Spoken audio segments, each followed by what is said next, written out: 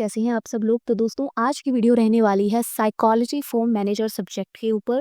Guys इस video के अंदर मैं आप लोगों के साथ प्रीवियस 3 इयर्स के जितने भी इंपॉर्टेंट क्वेश्चंस हैं सारे डिस्कस करने वाली हूँ with answers.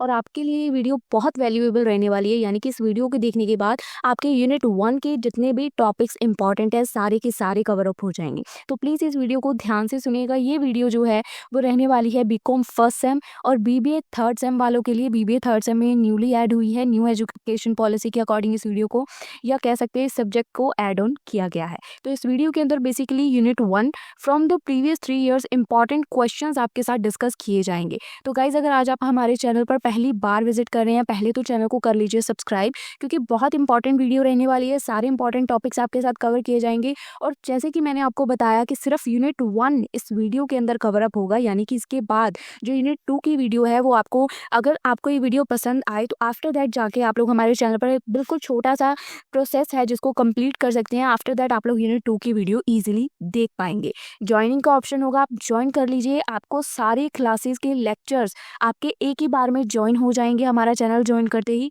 And after that आप किसी भी वीडियो को ईजिली देख पाएंगे। बीकॉम और बीबीए सिलेबस एग्जैक्ट सेम है, इसीलिए एक ही वीडियो के अंदर आपके साथ सारी डिटेल कवर होगी। पिछले 3 सालों में एग्जाम में जो भी इंपॉर्टेंट क्वेश्चंस पूछे गए हैं सारे के सारे इस वीडियो के अंदर हम लोग आपके साथ कवर अप करेंगे। तो चलिए वीडियो को करते हैं स्टार्ट। स्क्रीन पे आ चुका है आपका पहला क्वेश्चन, डिफाइन ऑर्गेनाइजेशनल बिहेवियर। क्यों ऑर्गेनाइजेशनल बिहेवियर इंपॉर्टेंट है मैनेजर्स के लिए आज के इंपॉर्टेंट बिजनेस वर्ल्ड में, इसकी मेन क्या थ्योरीज हैं, क्या इसके वेरियस चैलेंजेस एंड अपॉर्चुनिटीज़ हैं। तो 2024, 2022 एंड 2021 में ये क्वेश्चन एग्जाम में पूछा गया है। तो मेन हमने इस टॉपिक से रिलेटेड क्या क्या करना है, इसकी definition, importance, theories, challenges and opportunities. ठीक है, तो आप लोगों ने इसके आंसर्स को बिल्कुल ध्यान से सुनना है, क्योंकि काफ़ी इंपॉर्टेंट रहेंगे, डिटेल रहेंगे और आपको वीडियो के अंदर ही पूरी क्लैरिटी मिल जाएगी कि आपको एग्जाम में क्या लिखना है। एक वीडियो के अंदर आपका पूरा यूनिट 1 क्लियर हो जाएगा। ठीक है, तो आपको बिल्कुल ध्यान से देखने हैं इसके आंसर्स को। चलिए आंसर की तरफ मूव ऑन करते हैं। सबसे पहले आंसर देखिए, मीनिंग।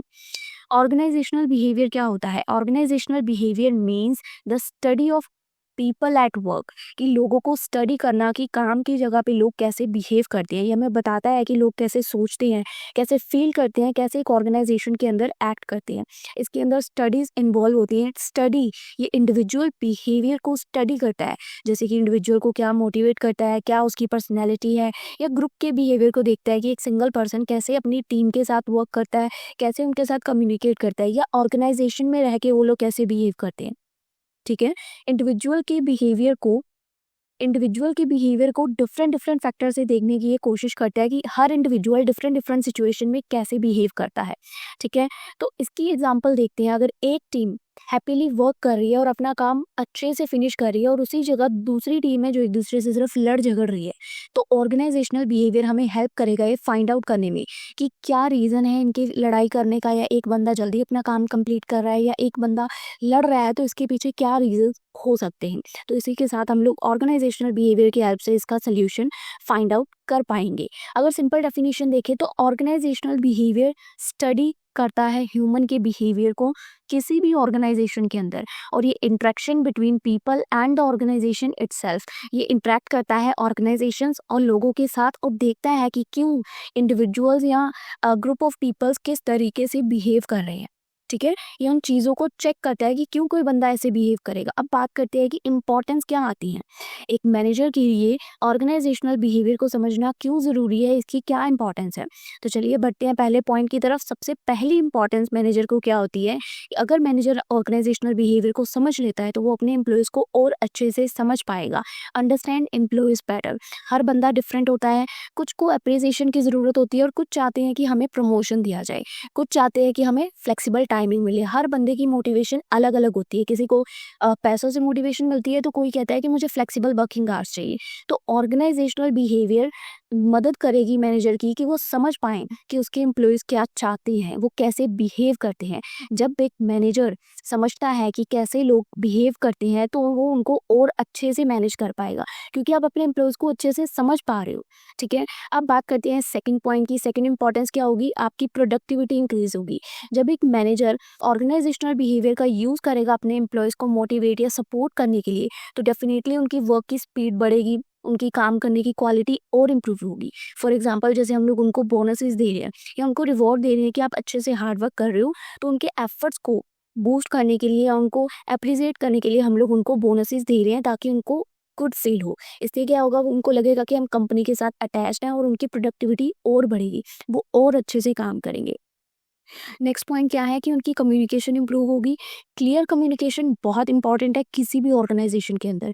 ऑर्गेनाइजेशनल बिहेवियर हमें सिखाता है कि हमें कैसे राइट मैसेज को सेंड करना है और मिसअंडरस्टैंडिंग को कम करना है, क्योंकि हमें क्लियरली एक दूसरे के साथ कम्युनिकेट करना है। अगर हम थोड़ी सी भी मिसकम्युनिकेशन करेंगे तो गड़बड़ हो जाएगी। सो गुड कम्युनिकेशन कहीं ना कहीं आपके काम की स्पीड को बढ़ा देगी और आपका काम स्मूथली डन हो पाएगा। फोर्थ इंपॉर्टेंस क्या आती है मैनेजर को? एक टीम स्पिरिट बिल्ड होता है। टीम वर्क ना एक किसी भी कंपनी का दिल होता है, हार्ट होता है, ठीक है? ऑर्गेनाइजेशनल बिहेवियर आपको यही टीच करेगी कि आपको कैसे लोगों को हैंडल करना है, मैनेज करना है, ठीक है? उनको कैसे एक साथ मिलजुल के काम करवाना है, हैप्पीली उनसे वर्क करवाना है। स्ट्रॉन्ग टीम होगी, वो कहीं ना कहीं अच्छे से टास्क को कंप्लीट कर पाएगी, जल्दी कंप्लीट कर पाएगी और विद बेटर क्वालिटी उस टास्क को वो कंप्लीट कर पाएगी। फिफ्थ इंपॉर्टेंस क्या है? मैनेजर अगर ऑर्गेनाइजेशनल बिहेवियर को समझ लेता है, तो मैनेजर किसी भी चेंजेस को इजीली हैंडल कर पाएगा।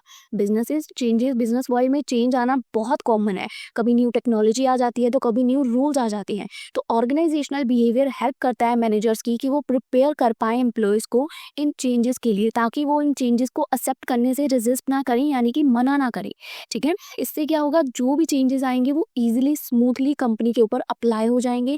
हमें किसी भी प्रॉब्लम को फेस नहीं करना पड़ेगा कि अपने स्टाफ को मनाना है कि चेंजेस एक्सेप्ट करो, वो ईजिली एक्सेप्ट कर लेंगे उसको, ठीक है? सिक्स इंपॉर्टेंस क्या आती है कि सॉल्व कन्फ्लिक्ट। अगर आप अपने एम्प्लॉयज़ को, एक मैनेजर अपने एम्प्लॉयज़ को अच्छे से समझ पा रहा है, तो वो किसी भी तरह की लड़ाई झगड़े को सॉल्व कर लेगा। कन्फ्लिक्ट्स हैपन होते हैं जब दो लोग एक दूसरे से डिसएग्री करते हैं, यानी कि एग्री नहीं करते हैं। तो ऑर्गेनाइजेशनल बिहेवियर उनको टीच करता है, मतलब मैनेजर को बताता है कि कैसे आप कन्फ्लिक्ट्स को सॉल्व कर सकते हो फेयर रह के और जल्दी से जल्दी, बिना अपने काम को अफेक्ट करे। एक पीसफुल वर्क प्लेस मदद करेगा सबको कि वो अपने काम पे अच्छे से फोकस कर पाए, क्योंकि अगर पीसफुल वर्क प्लेस नहीं है तो कोई भी अपने काम पे इजीली फोकस नहीं कर पाएगा, उसका माइंड डिवर्टेड रहेगा कि यार प्रॉब्लम्स चल रही है, ठीक है? सेवंथ इंपॉर्टेंस क्या आती है? गुड लीडर्स डेवलप होते हैं। ऑर्गेनाइजेशनल बिहेवियर हेल्प करता है मैनेजर्स की कि वो एक अच्छे लीडर बन पाएँ, जो अपनी टीम को इंस्पायर करें और अपनी टीम को गाइड करें, ताकि वो अपने गोल्स को अचीव कर पाएँ। लीडरशिप सिर्फ ये नहीं है कि आप अपने स्टाफ को ऑर्डर्स दे रहे हो, नहीं, इसमें आपको अपने स्टाफ को फुल्ली मोटिवेट रखना है, उनको हेल्प करनी है कि वो और ग्रो कर पाएँ, अपने स्टाफ को प्रॉपरली अपने साथ लेके चलना है, ठीक है? सेवंथ इंपॉर्टेंस हो गई। एट्थ इंपॉर्टेंस क्या है कि आप अच्छे डिसीजन ले पाओगे। जब ऑर्गेनाइजेशनल बिहेवियर जो है आप समझ लोगे, जब मैनेजर्स को पता है कि कैसे उसके एम्प्लॉयज़ रिएक्ट करेंगे, तो वो स्मार्टली डिसाइड कर पाएंगे कि उनको कब क्या करना है, जिससे उसके एम्प्लॉयज़ उसके हक में रहें, उसके अगेंस्ट न जाए। Organisational behaviour gives manager the tool, ये टूल मिल जाता है जिससे एक मैनेजर प्रिडिक्ट कर पाता है और उसके अकॉर्डिंग बेस्ट एक्शन ले पाता है अपने एम्प्लॉयज़ के हक में, जिससे कि एम्प्लॉयज़ उसके अगेंस्ट कोई भी एक्शन नहीं ले पाते। नाइन्थ इंपॉर्टेंस क्या आती है? मोटिवेट एम्प्लॉयज़, क्योंकि आपको आपके एम्प्लॉयज़ का बिहेवियर पता है कि वो कैसे खुश होंगे, तो ऑर्गेनाइजेशनल बिहेवियर एक्सप्लेन करेगा आपको डिफरेंट मोटिवेशन के मेथड। कोई एम्प्लॉय होगा जिसको आप रिवॉर्ड करोगे तो वो खुश हो जाएगा, कोई होगा जिसको रिकॉग्नाइज करोगे तो वो मोटिवेट होगा, और कोई होगा जिसको चैलेंजेस पसंद होंगे। तो मोटिवेटेड जितने आपके एम्प्लॉयज़ होंगे, उतनी ज़्यादा एनर्जी से वो अपना काम करेंगे, अपनी बेस्ट परफॉर्मेंस देने की कोशिश करेंगे। टेंथ इंपॉर्टेंस क्या आती है? एक पॉजिटिव वर्क कल्चर क्रिएट होता है। ऑर्गेनाइजेशनल बिहेवियर हेल्प करती है आपकी एक फ्रेंडली, रिस्पेक्टफुल जो एनवायरनमेंट है उसको क्रिएट करने के लिए, वर्क प्लेस पे हैप्पीली सब लोग अपना काम कर पाएँ। जितना पॉजिटिव कल्चर होगा, उतना ही स्टाफ में स्ट्रेस कम होगा और क्रिएटिविटी और बढ़ेगी। नेक्स्ट टॉपिक देखते हैं। नेक्स्ट टॉपिक क्या है, theories of organisational behaviour. Theories क्या कहती हैं कि ऑर्गेनाइजेशन में एक इंडिविजुअल का क्या बिहेवियर होना चाहिए, इसको एक्सप्लेन करते हैं कि ऑर्गेनाइजेशनल बिहेवियर कैसा है। सबसे पहली थ्योरी आती है क्लासिकल थ्योरी। क्लासिकल थ्योरी सबसे पुरानी ओल्डेस्ट थ्योरी में से एक मानी जाती है। इनका मेन फोकस होता है रूल्स और स्ट्रक्चर के ऊपर। इसके अंदर कुछ सब डिवाइडेड थ्योरीज हैं जो क्लासिकल थ्योरीज के अंदर आती हैं, जैसे कि सबसे पहली थ्योरी है scientific management theory. Scientific management theory क्या कहती है, इस थ्योरी को एफ.डब्ल्यू. टेलर ने कहा था। टेलर कौन थे, वो हमारे साइंटिफिक मैनेजमेंट के फादर माना जाता था उनको। उन्होंने क्या कहा था कि हर जॉब को करने का ना एक बेस्ट तरीका होता है, जिस तरीके से जिससे आप उस काम को आसानी से कर सकते हो, जैसे कि by using time study, motion study, standardisation या प्रॉपर ट्रेनिंग देके मैनेजर अपने एम्प्लॉयज से किसी भी तरह से अच्छे से काम करवा सकता है और उनकी प्रोडक्टिविटी को इंक्रीज कर सकता है। जैसे कि एग्जाम्पल दी गई है, फैक्ट्रीज में क्या होता है, वर्क को छोटे छोटे पार्ट्स में या छोटे छोटे स्टेप्स में ब्रेक कर दिया जाता है ताकि वर्कर्स की काम करने की स्पीड को और इम्प्रूव किया जा सके। ठीक है, first theory scientific management theory कहती है कि एक काम को करने की और भी बहुत सारे बेस्ट तरीके होते हैं, डिपेंड करता है मैनेजर उनको कैसे यूज करता है। Second theory administrative theory. इस थ्योरी को हेनरी फ्योल ने कहा था। हेनरी फ्योल को फादर ऑफ मॉडर्न मैनेजमेंट भी कहा जाता है। उन्होंने हमें 14 प्रिंसिपल दिए थे मैनेजमेंट के, जो कि आई थिंक आप लोगों ने बिजनेस स्टडी में पढ़े होंगे। 14 प्रिंसिपल ऑफ हेनरी फ्योल, ठीक है, like division of work, authority, discipline, unity of command, centralisation, scalar chain. तो ये सारे प्रिंसिपल हमें हेनरी फ्योल ने दिए थे। ये प्रिंसिपल हमें गाइड करते हैं कि मैनेजर कैसे प्लान कर सकता है, ऑर्गेनाइज कर सकता है, कमांड दे सकता है या कंट्रोल कर सकता है कंपनी में किसी भी तरह की सिचुएशन को। ठीक है, ये जो 14 प्रिंसिपल हमें हेनरी फ्योल ने दिए हैं, इनकी हेल्प से मैनेजर कैसे अपने ऑर्गेनाइजेशनल बिहेवियर को अपने स्टाफ के मैनेज कर सकता है। And the third theory classical theory के अंदर ही आती है ब्यूरोक्रेटिक थ्योरी, यानी कि मैक्स वर्बर ने इसको बोला था। मैक्स वर्बर क्या कहते हैं, उनका क्या बिलीव था कि organisational should be based on rules, hierarchy और स्पेशलाइजेशन। उनका मानना था कि जो एक कंपनी है या ऑर्गेनाइजेशन है वो रूल्स के ऊपर बेस्ड होनी चाहिए, स्पेशलाइजेशन के ऊपर बेस्ड होनी चाहिए। फीचर्स जैसे कि उसका क्लियर चेन ऑफ कमांड होनी चाहिए, सिलेक्शन होना चाहिए based on the merit list, formal rules होने चाहिए और इम्पर्सनैलिटीज होनी चाहिए। इससे क्या होगा, फेवरेटिज्म रिमूव होगा। जो हम फेवर करते हैं कि यार इसको फेवर करके जॉब दे देते हैं, वो खत्म हो जाएगी चीज़, क्योंकि जब कंपनी के प्रॉपर रूल होंगे तो हम किसी को फेवर करके जॉब नहीं दे पाएंगे। कहीं ना कहीं फेयरनेस बढ़ेगी, इंश्योर होगी कि हम फेयर रहें सबके साथ, किसी के साथ भी कोई भेदभाव ना हो। तो ब्यूरोक्रेटिक थ्योरी में हमें ये बताया जाता है। चलिए बात करते हैं नेक्स्ट थ्योरी की, आती है ह्यूमन रिलेशन थ्योरी। इस थ्योरी को डेवलप किया गया था after the Hawthorne experiments by Elton Mayo 1924 से 1932 के बीच में। इसमें इन्होंने क्या फाइंड किया इस थ्योरी के अंदर कि वर्कर्स जो है वो सिर्फ मनी से, पैसों से मोटिवेटेड नहीं होते हैं, उनकी कुछ सोशल नीड्स भी होती हैं, लाइक फ्रेंडशिप, बिलोंगिंगनेस, रिकॉग्नाइजेशन या पार्टिसिपेशन। ठीक है, ये इक्वली इंपॉर्टेंट होते हैं। इस थ्योरी के अंदर बोलते हैं कि हमें ह्यूमन रिलेशन बनाने हैं। ये नहीं है कि हमारा स्टाफ है उसको पैसा दिखाएंगे तो वो मोटिवेट हो जाएगा और काम करने लग जाएगा। ये थ्योरी ये बोल रही है, ये कह रही है कि उसको उसके ह्यूमन रिलेशंस भी चाहिए। उसको चाहिए कि उसको रिकॉग्नाइज किया जाए, उसकी दोस्ती हो, उसको बिलोंगिंगनेस फील हो, वो पार्टिसिपेट करे। ये सारी चीज़ें इक्वली इंपॉर्टेंट है। ये एम्फसाइज करती है टीम वर्क को, ओपन कम्युनिकेशन को और कहीं ना कहीं लीडरशिप के स्टाइल को। तो इस थ्योरी की कंक्लूजन क्या निकलती है कि एम्प्लॉयज भी ह्यूमन बीइंग है, वो मशीन्स नहीं है कि आप पैसे फेंकोगे और वो आपके पास काम करने के लिए आ जाएंगे। अगर आप अपने स्टाफ की वैल्यू करेंगे तो वो आपके साथ टिके रहेंगे। बात करते हैं थर्ड थ्योरी की। थर्ड थ्योरी आती है motivational theory. These theories explain कि कैसे मैनेजर इनकरेज कर सकता है पीपल्स को कि कैसे आप काम करोगे विद इंटरेस्ट के साथ। इसके अंदर बेसिक 3 थ्योरीज एक्सप्लेन की गई हैं। सबसे फर्स्ट थ्योरी आती है मोटिवेशनल के अंदर Maslow's needs of hierarchy needs. ये थ्योरी स्टाफ की 5 नीड्स के आजू बाजू घूमती है, यानी कि सबसे पहली उसकी बेसिक नीड आती है साइकोलॉजिकल नीड, यानी कि रोटी, कपड़ा और मकान। ठीक है, सेकेंड वो चाहता है स्टाफ कि मुझे सेफ्टी नीड मिले, यानी कि मेरे को जॉब की सिक्योरिटी मिले, एक अच्छा वर्किंग एनवायरनमेंट मिले, वर्क प्लेस मिले, सेफ वर्क प्लेस। थर्ड वो चाहता है कि मेरी सोशल नीड्स पूरी हों, फ्रेंडशिप, बिलोंगिंगनेस। फोर्थ फिर वो चाहता है कि मेरी एस्टीम नीड, यानी कि मेरा एक स्टेटस हो, मेरी एक रिस्पेक्ट हो, मुझे भी रिकॉग्नाइज किया जाए। And the fifth self actualisation, जब वो चाहता है कि मेरे को पर्सनली अब ग्रोथ करना है, मुझे कुछ क्रिएटिविटी करनी है। तो यहाँ पे इस थ्योरी के अंदर बताया क्या जा रहा है कि जब तक ह्यूमन की बेसिक नीड रोटी कपड़ा मकान कंप्लीट नहीं होगा, वो अगली पे नहीं शिफ्ट करेगा। तो ये कह रहे हैं कि ह्यूमन की सिर्फ 5 पैरामिड्स नीड्स होती हैं, जिनको हमें लोअर लेवल से फुलफिल करते हुए उसको सेटिस्फाई करते जाना है, तब हमें हायर लेवल पे मूव करना है। देखो, once lower level needs are satisfy, people move to the higher level needs. तभी वो हायर लेवल नीड्स की तरफ शिफ्ट करेंगे जब उनकी basic needs are the completed. तो फर्स्ट मोटिवेशनल थ्योरी क्या है कि उनकी 5 पैरामिड्स के अकॉर्डिंग चलो, लोअर से हायर की तरफ शिफ्ट करो। इसी के अंदर सेकंड थ्योरी आती है हसबर्ग्स 2 फैक्टर थ्योरी। 2 फैक्टर थ्योरी क्या कहती है? फ्रेडरिक्स हसबर्ग ने क्या कहा है कि 2 तरह के फैक्टर्स होते हैं जो किसी भी इंसान की जॉब की सेटिस्फेक्शन को अफेक्ट करते हैं। ठीक है, कोई भी इंसान अपनी जॉब से सेटिस्फाई होता है 2 तरीके से होता है। एक तो वो सिर्फ सेटिस्फाई है कि उसको सैलरी मिल रही है, अच्छी काम की कंडीशन मिल रही है, वो सिर्फ सेटिस्फाई है, वहां पे वो मोटिवेटेड फील नहीं करेगा। यानी कि first one is hygiene factor. इसमें उसकी डिससेटिस्फेक्शन तो खत्म हो जाती है, प्रिवेंट हो जाती है, बट वो मोटिवेट नहीं होता कि यार मुझे काम क्यों करना चाहिए। जैसे कि आपको बेसिक सैलरी मिल रही है, अच्छी वर्किंग कंडीशन मिल रही है, कंपनी पॉलिसी आपके हक में है, तो आपके हाइजीन फैक्टर्स हो गए जब जिससे आपको जॉब की सेटिस्फेक्शन मिल जाएगी, बट आप मोटिवेटेड फील नहीं करोगे।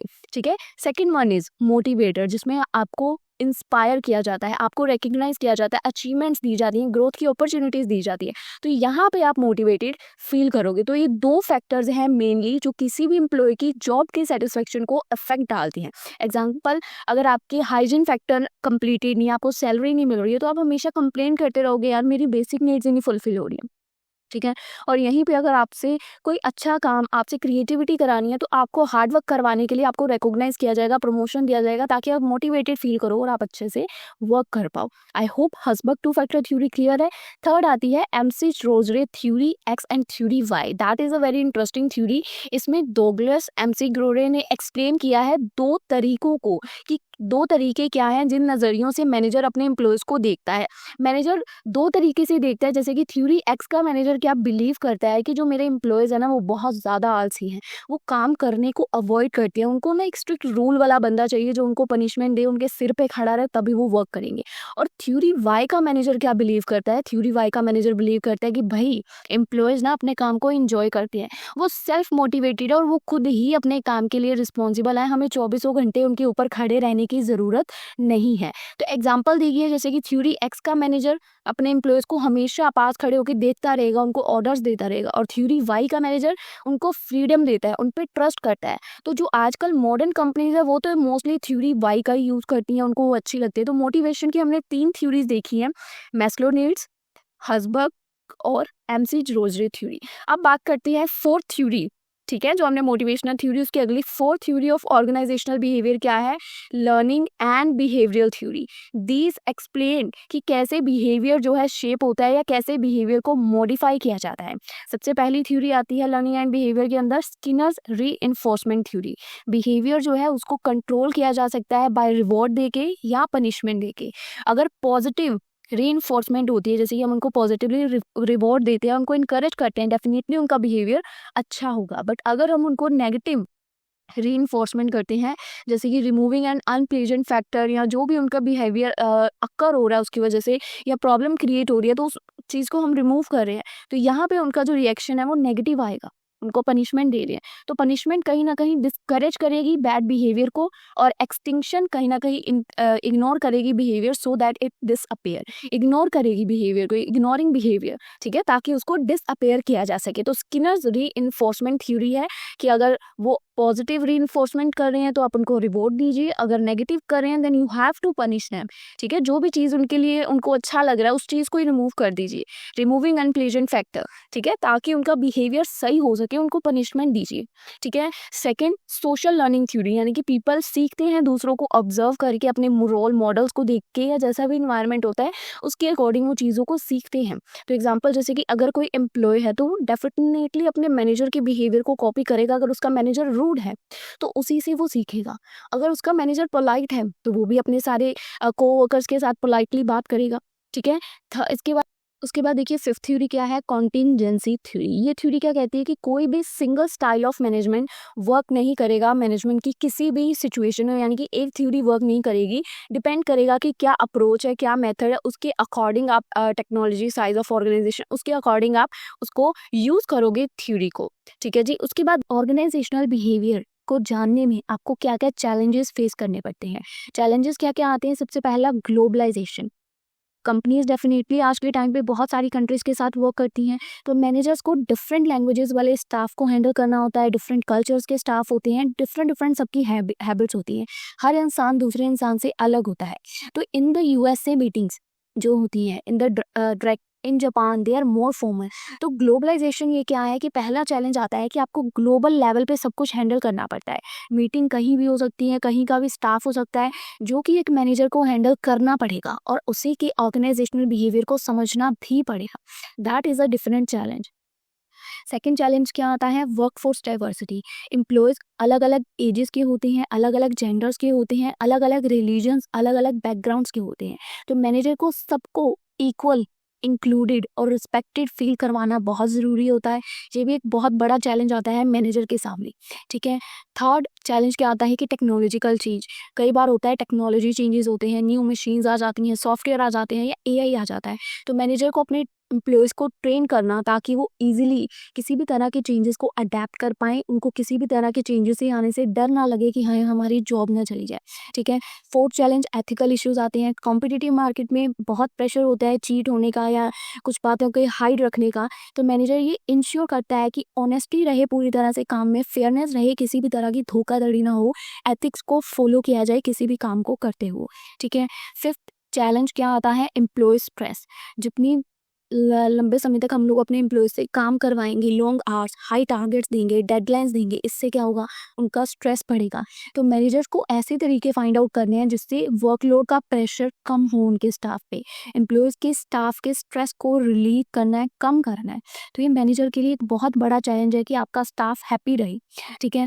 Six employee turnover. अच्छे एम्प्लॉयज़ होंगे वो डेफिनेटली कंपनी को छोड़ के भी जा सकते हैं। तो ऑर्गेनाइजेशनल बिहेवियर आपकी मदद करेगी कि आप अपने एम्प्लॉयज़ को अपनी कंपनी के साथ टिका के रख पाओ, उनको खुश रख पाओ, उनको लॉयल रख पाओ कंपनी के साथ। ठीक है। एम्प्लॉयज़ कंपनी को छोड़ के जाने नहीं चाहिए, ये आपकी बहुत बड़ा चैलेंज है क्योंकि बहुत सारे एम्प्लॉयज़ जो अच्छे एम्प्लॉयज़ होते हैं उनको दूसरी कंपनी से ऑफर आने लग जाते हैं।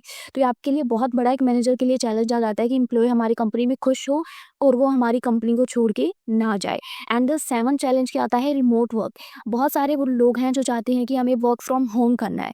तो मैनेजर के लिए एक बहुत इंपॉर्टेंट टास्क आ जाता है कि जो लोग वर्क फ्रॉम होम कर रहे हैं उनको मोटिवेटेड रखना, उनको कनेक्टेड फील करवाना कि आप भी हमारी कंपनी के साथ कनेक्टेड हो। तो ये भी एक बहुत बड़ा चैलेंज है कि उनको मोटिवेटेड रखना। ये तो बात हो गई कि चैलेंजेस क्या आते हैं ऑर्गेनाइजेशनल बिहेवियर में, पर अपॉर्चुनिटीज़ भी तो आती हैं। जहाँ पे एडवांटेज है वहाँ डिसएडवांटेज है, वही जहाँ चैलेंजेस हैं वहाँ अपॉर्चुनिटीज़ भी आती हैं। तो अपॉर्चुनिटीज़ क्या हैं? पहली अपॉर्चुनिटी है बेटर प्रोडक्टिविटी। जब एम्प्लॉयज़ को हम लोग अच्छे से समझ पाएंगे, हम उनको अच्छे से मोटिवेट कर पाएंगे, तो वो फास्टली और बेटर वर्क कर पाएंगे। ऑर्गेनाइजेशनल बिहेवियर जो मेथड है वो आपको हेल्प करेगा इस चीज़ को अचीव करने के लिए कि आपकी कंपनी का जो स्टाफ है वो बेटर से बेटर प्रोडक्टिविटी दे।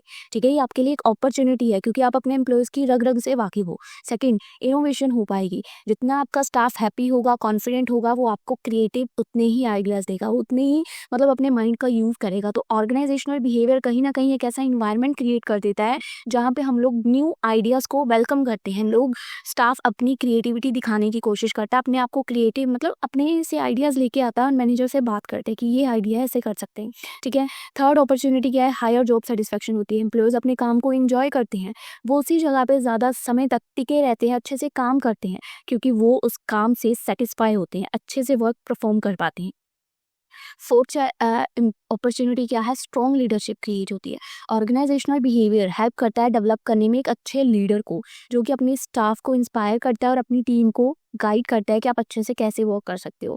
फिफ्थ अपॉर्चुनिटी क्या आती है? Smooth change management. क्योंकि आपको पता है कि आपका एम्प्लॉय कब कहाँ कैसे रिएक्ट करेगा, तो आप स्मूथली चेंजेस को अप्लाई कर पाओगे। जब आपके एम्प्लॉयज़ आप पे अच्छे से ट्रस्ट करते हैं तो आप कोई भी चेंजेस लेके आओगे ना तो वो ईजिली उसको एक्सेप्ट कर लेंगे, अडॉप्ट कर लेंगे।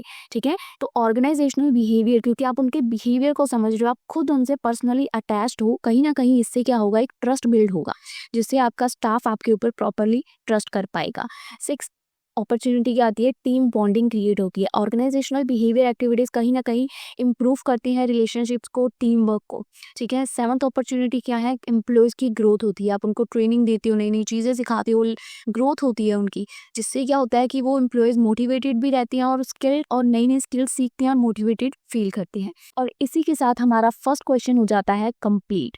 अब बात करते हैं हमारे सेकंड क्वेश्चन की। सेकेंड क्वेश्चन क्या है, सेकेंड क्वेश्चन है explain the various models of individual behaviour. Individual behaviour के वेरियस मॉडल्स, कैसे ये मॉडल्स को हम लोग अप्लाई कर सकते हैं एम्प्लॉय की परफॉर्मेंस को इम्प्रूव करने के लिए। वेरियस फैक्टर्स कौन से हैं वो आपको आउटलाइन करनी है इंडिविजुअल बिहेवियर के, और फैक्टर कौन से अफेक्ट करते हैं इंडिविजुअल बिहेवियर को। क्वेश्चन 2024, 2023, 2021 एग्जाम में रिपीटिंगली आया है। तो चलिए बढ़ते हैं क्वेश्चन की तरफ, and you have to listen this question very carefully, ठीक है। तो बिल्कुल ध्यान से सुनना है, बिल्कुल क्लियर हो जाएगा क्वेश्चन। तो चलिए फ्रेंड्स, सबसे पहले देखते हैं हमारा इंडिविजुअल बिहेवियर क्या होता है। किसी भी ऑर्गेनाइजेशन में जो ह्यूमन बींग्स होते हैं, स्टाफ होता है, वो उस ऑर्गेनाइजेशन का दिल होते हैं। मशीन्स हो, बिल्डिंग हो या टेक्नोलॉजी हो, इनको आप खरीद सकते हो, पर जो इंसानी दिमाग, बिहेवियर या एम्प्लॉयज़ हैं, उनको आपको खरीदा नहीं जा सकता। वही किसी कंपनी की रियल सक्सेस का कारण बनते हैं। सो इंडिविजुअल को जानना, इंडिविजुअल के बिहेवियर को जानना किसी भी ऑर्गेनाइजेशन की सक्सेस के लिए बहुत ज़रूरी है। तो ये अंडरस्टैंड करना कि क्यों लोग इस तरीके से बिहेव करते हैं अपनी वर्किंग स्पेस पे। रिसर्चर्स ने इसके ऊपर काफ़ी मॉडल्स क्रिएट किए हैं इंडिविजुअल बिहेवियर के ऊपर। ये मॉडल्स हेल्प करते हैं मैनेजर्स की, ताकि वो एम्प्लॉयज़ की परफॉर्मेंस को और इम्प्रूव कर पाएँ और उनके लिए मतलब पॉजिटिव वर्क एनवायरनमेंट क्रिएट कर पाएँ, जिससे उनको वर्क करने का दिल करे। क्योंकि जब हम अपने एम्प्लॉयज़ को अच्छे से समझ पाते हैं, तो हम उनके लिए बेटर डिसीजंस ले पाते हैं। गाइस, जैसे हम लोग ये वीडियो देख रहे हैं, ये यूनिट 1 के जितने भी इंपॉर्टेंट क्वेश्चंस हैं, सारे के सारे इस एक वीडियो में कवर अप होंगे। बट फॉर द यूनिट 2, जो आपको यूनिट 2 की वीडियो देखनी है, उसके लिए हमारे चैनल पर एक छोटा सा प्रोसीजर है। आपको सिंपल हमारी सब्सक्रिप्शन है, बहुत ही चीप प्राइस पे है। आपको सब्सक्रिप्शन को ज्वाइन कर लेना है, ताकि आप लोग ईजिली बाकी वीडियोज़ का भी एक्सेस पा पाओ। क्योंकि सभी सब्जेक्ट्स का यूनिट 1 तो आप लोग फ्री ऑफ कॉस्ट देख पाएंगे, बट यूनिट 2 छोटी सी मिनिमम सी फीस रखी गई है उसके ऊपर, बिल्कुल मिनिमम, ठीक है। आप लोग मतलब उसको देख सकते हैं। अगर आपको लगे कि आपको ज्वाइन करना है फर्स्ट वीडियो को देखने के बाद, then you have to join, and after that आपको यूनिट 2 की वीडियो भी इजीली अवेलेबल हो जाएगी। चलिए बढ़ते हैं आगे। उसके बाद देखिए guys, various models of individual behaviour. Models बताने हैं हमने इंडिविजुअल बिहेवियर के, क्या मॉडल्स हैं किसी भी ऑर्गेनाइजेशनल बिहेवियर में। अंडरस्टैंड करना कि क्यों लोग एक्ट करते हैं जिस भी तरीके से वो एक्ट कर रहे हैं, ये बहुत ज़रूरी हो जाता है किसी भी मैनेजर के लिए, कि समझना कि क्यों इंडिविजुअल इस तरीके से बिहेव कर रहा है। हर इंडिविजुअल डिफरेंट है, और उनका बिहेवियर को स्टडी करना भी कहीं ना कहीं डिफरेंट मॉडल्स की मदद से ही हेल्पफुल हो पाएगा। समझ आ पाएगी हमें कि क्यों वो ऐसे रिएक्ट करते हैं। ये मॉडल्स जो हम अभी पढ़ने वाले हैं, वो हमें एक्सप्लेन करेंगे कि कैसे बायोलॉजिकली, साइकोलॉजिकली, सोशली और इकोनॉमिक फैक्टर हमारे बिहेवियर को कहीं ना कहीं असर डालते हैं, और उसी तरीके से हम अपनी वर्किंग प्लेस पे बिहेव करते हैं, ठीक है। चलिए देखते हैं सबसे पहला मॉडल क्या है, बायोलॉजिकल मॉडल। ये मॉडल क्या बताता है कि जो ह्यूमन का बिहेवियर है, ये स्ट्रांगली इन्फ्लुएंस होता है उसके बायोलॉजिकल फैक्टर से, जैसे कि उसकी एज क्या है, उसकी जेंडर, उसके फिजिकल फिटनेस कितनी है, हेल्थ कैसी है और हेरिडिटी कैसी है। एक पर्सन का स्टेमिना या एनर्जी लेवल या उसकी डिसीजन मेकिंग का स्टाइल, ये लिंक होता है उसके बायोलॉजिकल फैक्टर से। एग्जांपल दी गई है, जैसे कि अगर यंग एम्प्लॉय है तो उसके अंदर हाई एनर्जी होगी, वो क्रिएटिव होगा, डिजायर होगा कि मुझे नए रिस्क लेने हैं, नई नई चीज़ों को ट्राई करना है। और अगर इसी के ऑपोजिट एक बुजुर्ग एम्प्लॉय है, तो वो प्रेफर करेगा कि मुझे एक ही जगह टिक के काम करना है, मुझे अपनी जॉब में सिक्योरिटी चाहिए, लेस फिजिकल डिमांडिंग जॉब्स करेगा जिसमें फिजिकल एक्टिविटीज कम हो, ठीक है। तो ये बायोलॉजिकल मॉडल है, और इसकी वर्क प्लेस में कैसे एप्लीकेशंस होती है, जैसे कि मैनेजर्स कंसीडर करते हैं डिफरेंस कि क्या जैसे उनको टास्क असाइन करते वक्त वो ये चीज़ देखेंगे कि बायोलॉजिकली वो इंसान कैसा है। फॉर एग्जाम्पल, अगर किसी काम में फिजिकली डिमांड है कि आपको भाग दौड़ के काम करना है, तो डेफिनेटली उसके लिए हमें यंग वर्कर की ज़रूरत है।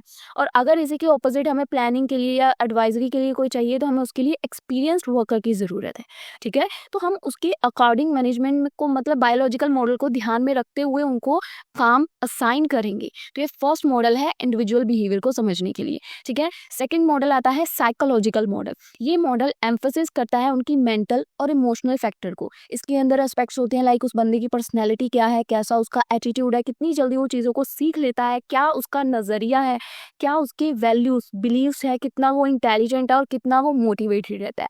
हर पर्सन का ना अपना अपना यूनिक माइंडसेट होता है जो डायरेक्टली उसके बिहेवियर को अफेक्ट करेगा कि वो काम की जगह पे कैसे बिहेव करेगा। जैसे एग्जांपल दी है, एक एम्प्लॉय है, अगर उसका पॉजिटिव एटीट्यूड होगा और उसके अंदर हाईली मोटिवेशन होगी तो वो बड़ी सिंसियरली वर्क करेगा और किसी भी तरीके से मतलब हर तरह से अपने स्टाफ के साथ कोऑपरेट करने की कोशिश करेगा। बट इसी के opposite on the other hand देखे तो अगर एक बंदे का नेगेटिव नजरिया है, लो मोरल है, तो वो डेफिनेटली रेजिस्ट करेगा कि यार मैं इन चेंजेस को एक्सेप्ट नहीं करूंगा, या वो किसी भी तरीके से उसका इंटरेस्ट ही नहीं होगा टास्क को कंप्लीट करने के लिए जो मैनेजर की तरफ से उसको दिया गया है। तो साइकोलॉजिकल मॉडल भी कहीं ना कहीं बहुत बड़ा रोल प्ले करता है कि आपका माइंडसेट क्या है, ठीक है। क्योंकि हर बंदे का डिफरेंट माइंडसेट होता है। ये सारी चीज़ें आपकी पर्सनैलिटी, एटीट्यूड कहीं ना कहीं आपके काम करने के नज़रिए को बदल देंगी, या कह सकते हैं आपका बिहेवियर इससे वर्किंग प्लेस पे अफेक्ट होगा। आपकी वर्क प्लेस पे कैसे एप्लीकेशन होगी, जैसे कि मैनेजर्स को ये समझना चाहिए कि उस बंदे की साइकोलॉजिकल नीड क्या है, उसके अकॉर्डिंग उसको ट्रेनिंग प्रोवाइड ही करनी चाहिए, काउंसलिंग देनी चाहिए, रिवॉर्ड्स देना चाहिए और उसको रिकॉग्नाइज करना चाहिए। एक पॉजिटिव कह सकते हैं पॉजिटिव एम्प्लॉय के बिहेवियर को मेंटेन करके रखना भी बहुत ज़रूरी है। अगर आपका एम्प्लॉय नेगेटिव हो गया, जैसे कि यहाँ पे लिखा है हमने, तो डेफिनेटली उसका काम करने का मन नहीं करेगा। तो ये साइकोलॉजिकल मॉडल भी बहुत ज़रूरी है कि कब वो इंसान डाउन फील कर रहा है, आपको उसको मतलब मोटिवेटेड रखना है, ठीक है। उसका बिहेवियर कैसे, ये चीज़ें बहुत मैटर करती हैं। थर्ड आता है सोशियोलॉजिकल मॉडल, यानी कि सोसाइटी सोशली कैसा है, सोशल इंटरेक्शन कैसा है उसका, ठीक है। Person behaviour is influenced by his social interaction, की वो कैसे बातचीत करता है, इन्वायरमेंट कैसा है, उसकी फैमिली, फ्रेंड्स, पीयर ग्रुप्स कैसे है, ऑर्गेनाइजेशन का कल्चर कैसा है। कहीं ना कहीं सोसाइटी एक बहुत बड़ा रोल प्ले करती है यहाँ पे इंडिविजुअल के एक्शन को शेप करने के लिए। सोशियोलॉजिकल मॉडल के अकॉर्डिंग पीपल ऑफ्टन एडजस्ट करते हैं अपने बिहेवियर को according to the expectation of others. जो भी उसके आजू बाजू लोग हैं उनकी एक्सपेक्टेशंस के अकॉर्डिंग हम अपने बिहेवियर को एडजस्ट करने की कोशिश करते हैं। जैसे कि एग्जांपल है, एक एम्प्लॉय है, may agree to work overtime. अगर उसके कलीग्स सेम काम कर रहे हैं, चाहे फिर वो बंदा नहीं भी करना चाहता, फिर वो एग्री कर देता है कि यार मेरे को करना तो पड़ेगा क्योंकि सब कर रहे हैं, ठीक है। पर अगर if a worker from a culture that value, वो वैल्यू करता है टीम वर्क की, तो वो नेचुरली कोऑपरेट करेगा अपने कलीग्स के साथ। उसको कोई भी ये ज़रूरत नहीं होगी कि सब कर रहे हैं तो मैं कर रहा हूँ, वो नेचुरली कोऑपरेट करने की कोशिश करेगा। तो इसी सोशियोलॉजिकल मॉडल की क्या एप्लीकेशन है वर्क प्लेस पे, जैसे कि मैनेजर को इनकरेज करना चाहिए एक हेल्दी सोशल इन्वायरमेंट जहाँ पे लोग मिलजुल के काम करें, एक दूसरे की रिस्पेक्ट करें, टीम बिल्डिंग हो और एक पॉजिटिव कल्चर ब्रिंग आउट हो, जिससे कि मतलब एम्प्लॉयज़ का बेस्ट निकल के बाहर आ सके, ठीक है। एम्प्लॉयज़ एक दूसरे के साथ अच्छे से इंटरेक्ट कर पाएँ, कह सकते हैं डिस्कशन कर पाएँ, प्लानिंग कर पाएँ, ठीक है। बात करते हैं फोर्थ मॉडल की, the economic model. Economic model suggest करता है कि जो इंडिविजुअल्स हैं motivated mainly by the financial factor, जैसे कि उनको जो सैलरी दी जाती है, इंसेंटिव दिए जाते हैं, प्रमोशन दिए जाते हैं, जॉब सिक्योरिटी दी जाती है, जो फाइनेंशियल फैक्टर होते हैं मेनली इंडिविजुअल उसी से मोटिवेट होते हैं, ये मॉडल ये कहता है। अकॉर्डिंग टू इस मॉडल के पॉइंट ऑफ व्यू से एम्प्लॉयज़ बिहेव करते हैं इन अ वे जो कि मैक्सिमाइज जिसके तरीके से मैक्सिमाइज, जिससे उनकी इकोनॉमिक बेनिफिट्स मैक्सिमाइज हो सके, उसी तरीके से वो बिहेव करते हैं। जैसे कि एग्जाम्पल देखते हैं, अ वर्कर में चेंज जॉब, अगर अनदर कंपनी उसको हायर पे ऑफर करेगी या बेटर फैसिलिटी देगी तो डेफिनेटली एक बंदा अपनी पुरानी जॉब को छोड़ के नई जॉब पे शिफ्ट कर जाएगा, ठीक है। एम्प्लॉयज़ में परफॉर्म बेटर, अगर उनको पता होगा कि उनको क्या रिसीव होगा उनके परफॉर्मेंस के बदले में, ठीक है, कि क्या उनको फाइनेंशियली प्रोवाइड किया जाएगा। तो ये इकोनॉमिक मॉडल ये कहता है कि जहाँ से पैसा ज़्यादा आएगा वहीं की तरफ एम्प्लॉय शिफ्ट कर जाएगा, मनी फैक्टर्स का बात की गई है। तो एप्लीकेशन इसकी वर्क प्लेस पे मैनेजर कैसे कर सकता है, मैनेजर को इस तरीके से वेज के सिस्टम को डिज़ाइन करना होगा कि फेयरली सबको वेजेस मिले, अट्रैक्टिव इंसेंटिव्स हो, जितना आपके स्टाफ ने सोचा है आप उससे 2 कदम आगे चल रहे हो, और उनको आप करियर ग्रोथ की अपॉर्चुनिटीज़ भी दे रहे हो ताकि आपके एम्प्लॉयज सेटिस्फाई भी रहें और आपकी कंपनी के साथ लॉयल भी रहें। तो ये मैनेजर को ये चीज़ें ध्यान में रखते हुए मॉडल्स की बेस पे कैसे उसको अप्लाई करना है वर्क प्लेस पे, ये ध्यान में रखना है, ठीक है। बात करते हैं फिफ्थ मॉडल की, the system model. System model क्या है, the system model is a modern and holistic approach.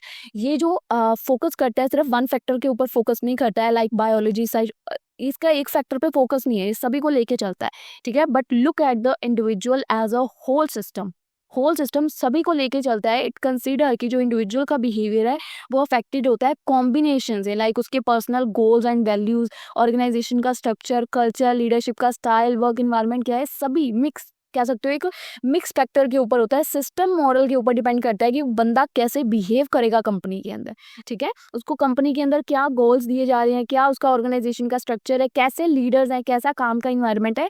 System कहीं ना कहीं इंडिविजुअल के बिहेवियर को यहाँ पे शेप करता है। जैसे कि एक एम्प्लॉय की परफॉर्मेंस वो डिपेंड करेगी उसकी स्किल्स के ऊपर, मोटिवेशन क्या है, उसको कितनी सैलरी मिल रही है, क्या टीम वर्क है, ऑल्सो काइंड ऑफ कि उसको कैसी लीडरशिप मिल रही है। इसी के बेस पे तो एम्प्लॉय परफॉर्म करेगा ना। अब उसकी जिस काम में स्पेशलिटी नहीं है, स्किल्स ही नहीं है, आपने उसको उस फील्ड में डाल दिया कि आप ये काम करो, तो डेफिनेटली नहीं कर पाएगा।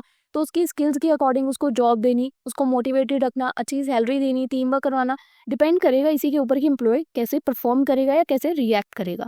अब इसको आप वर्क प्लेस पे कैसे अप्लाई कर सकते हो? मैनेजर्स को एक बैलेंस्ड अप्रोच को अडॉप्ट करना चाहिए जिससे वो इन सभी एस्पेक्ट्स को अच्छे से अंडरस्टैंड कर पाए, अपने स्टाफ के biological, psychological, social and economic को अच्छे से समझ पाए, ताकि वो अपने एम्प्लॉयज से बेस्ट उनका काम करवा पाए, उनसे उनकी बेस्ट परफॉर्मेंस ले पाए, ठीक है। तो ये एक मैनेजर को समझना पड़ेगा। हम सोचते हैं ना मैनेजर की जॉब कितनी आसान है, नहीं, मैनेजर को बहुत सारी चीज़ों को अपने ध्यान में रखना होता है तभी वो काम कर पाता है।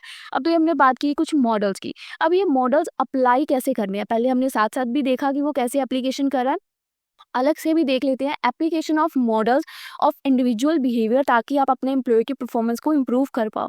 इंडिविजुअल के बिहेवियर को अंडरस्टैंड करना सिर्फ थ्योरीज में यूजफुल नहीं है बट ऑल्सो इन प्रैक्टिस, मतलब उसको प्रैक्टिस में लाना भी बहुत ज़रूरी है। मैनेजर को इन डिफरेंट मॉडल्स को अप्लाई करना पड़ता है ताकि वो अपने एम्प्लॉयज़ में से उनका बेस्ट निचोड़ निकाल सके, ठीक है, उनकी परफॉर्मेंस को और इम्प्रूव कर सके, किसी न किसी तरीके से कंपनी को फ़ायदा दिलवा सके।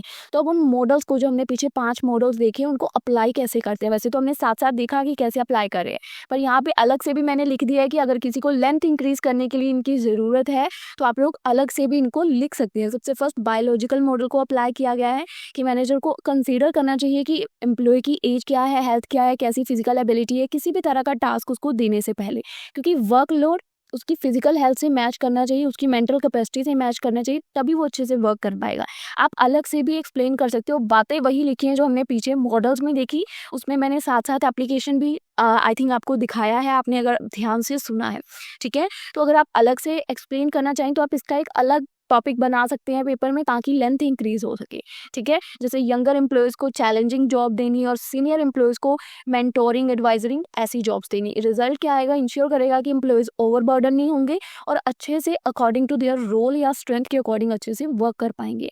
सेकेंड जो एप्लीकेशन की है मॉडल की, साइकोलॉजिकल मॉडल की, साइकोलॉजी के अकॉर्डिंग उनकी पर्सनैलिटी क्या है, एटीट्यूड क्या है, कितनी लर्निंग कैपेसिटी है, उसके बेस पे उनको काम सौंपना।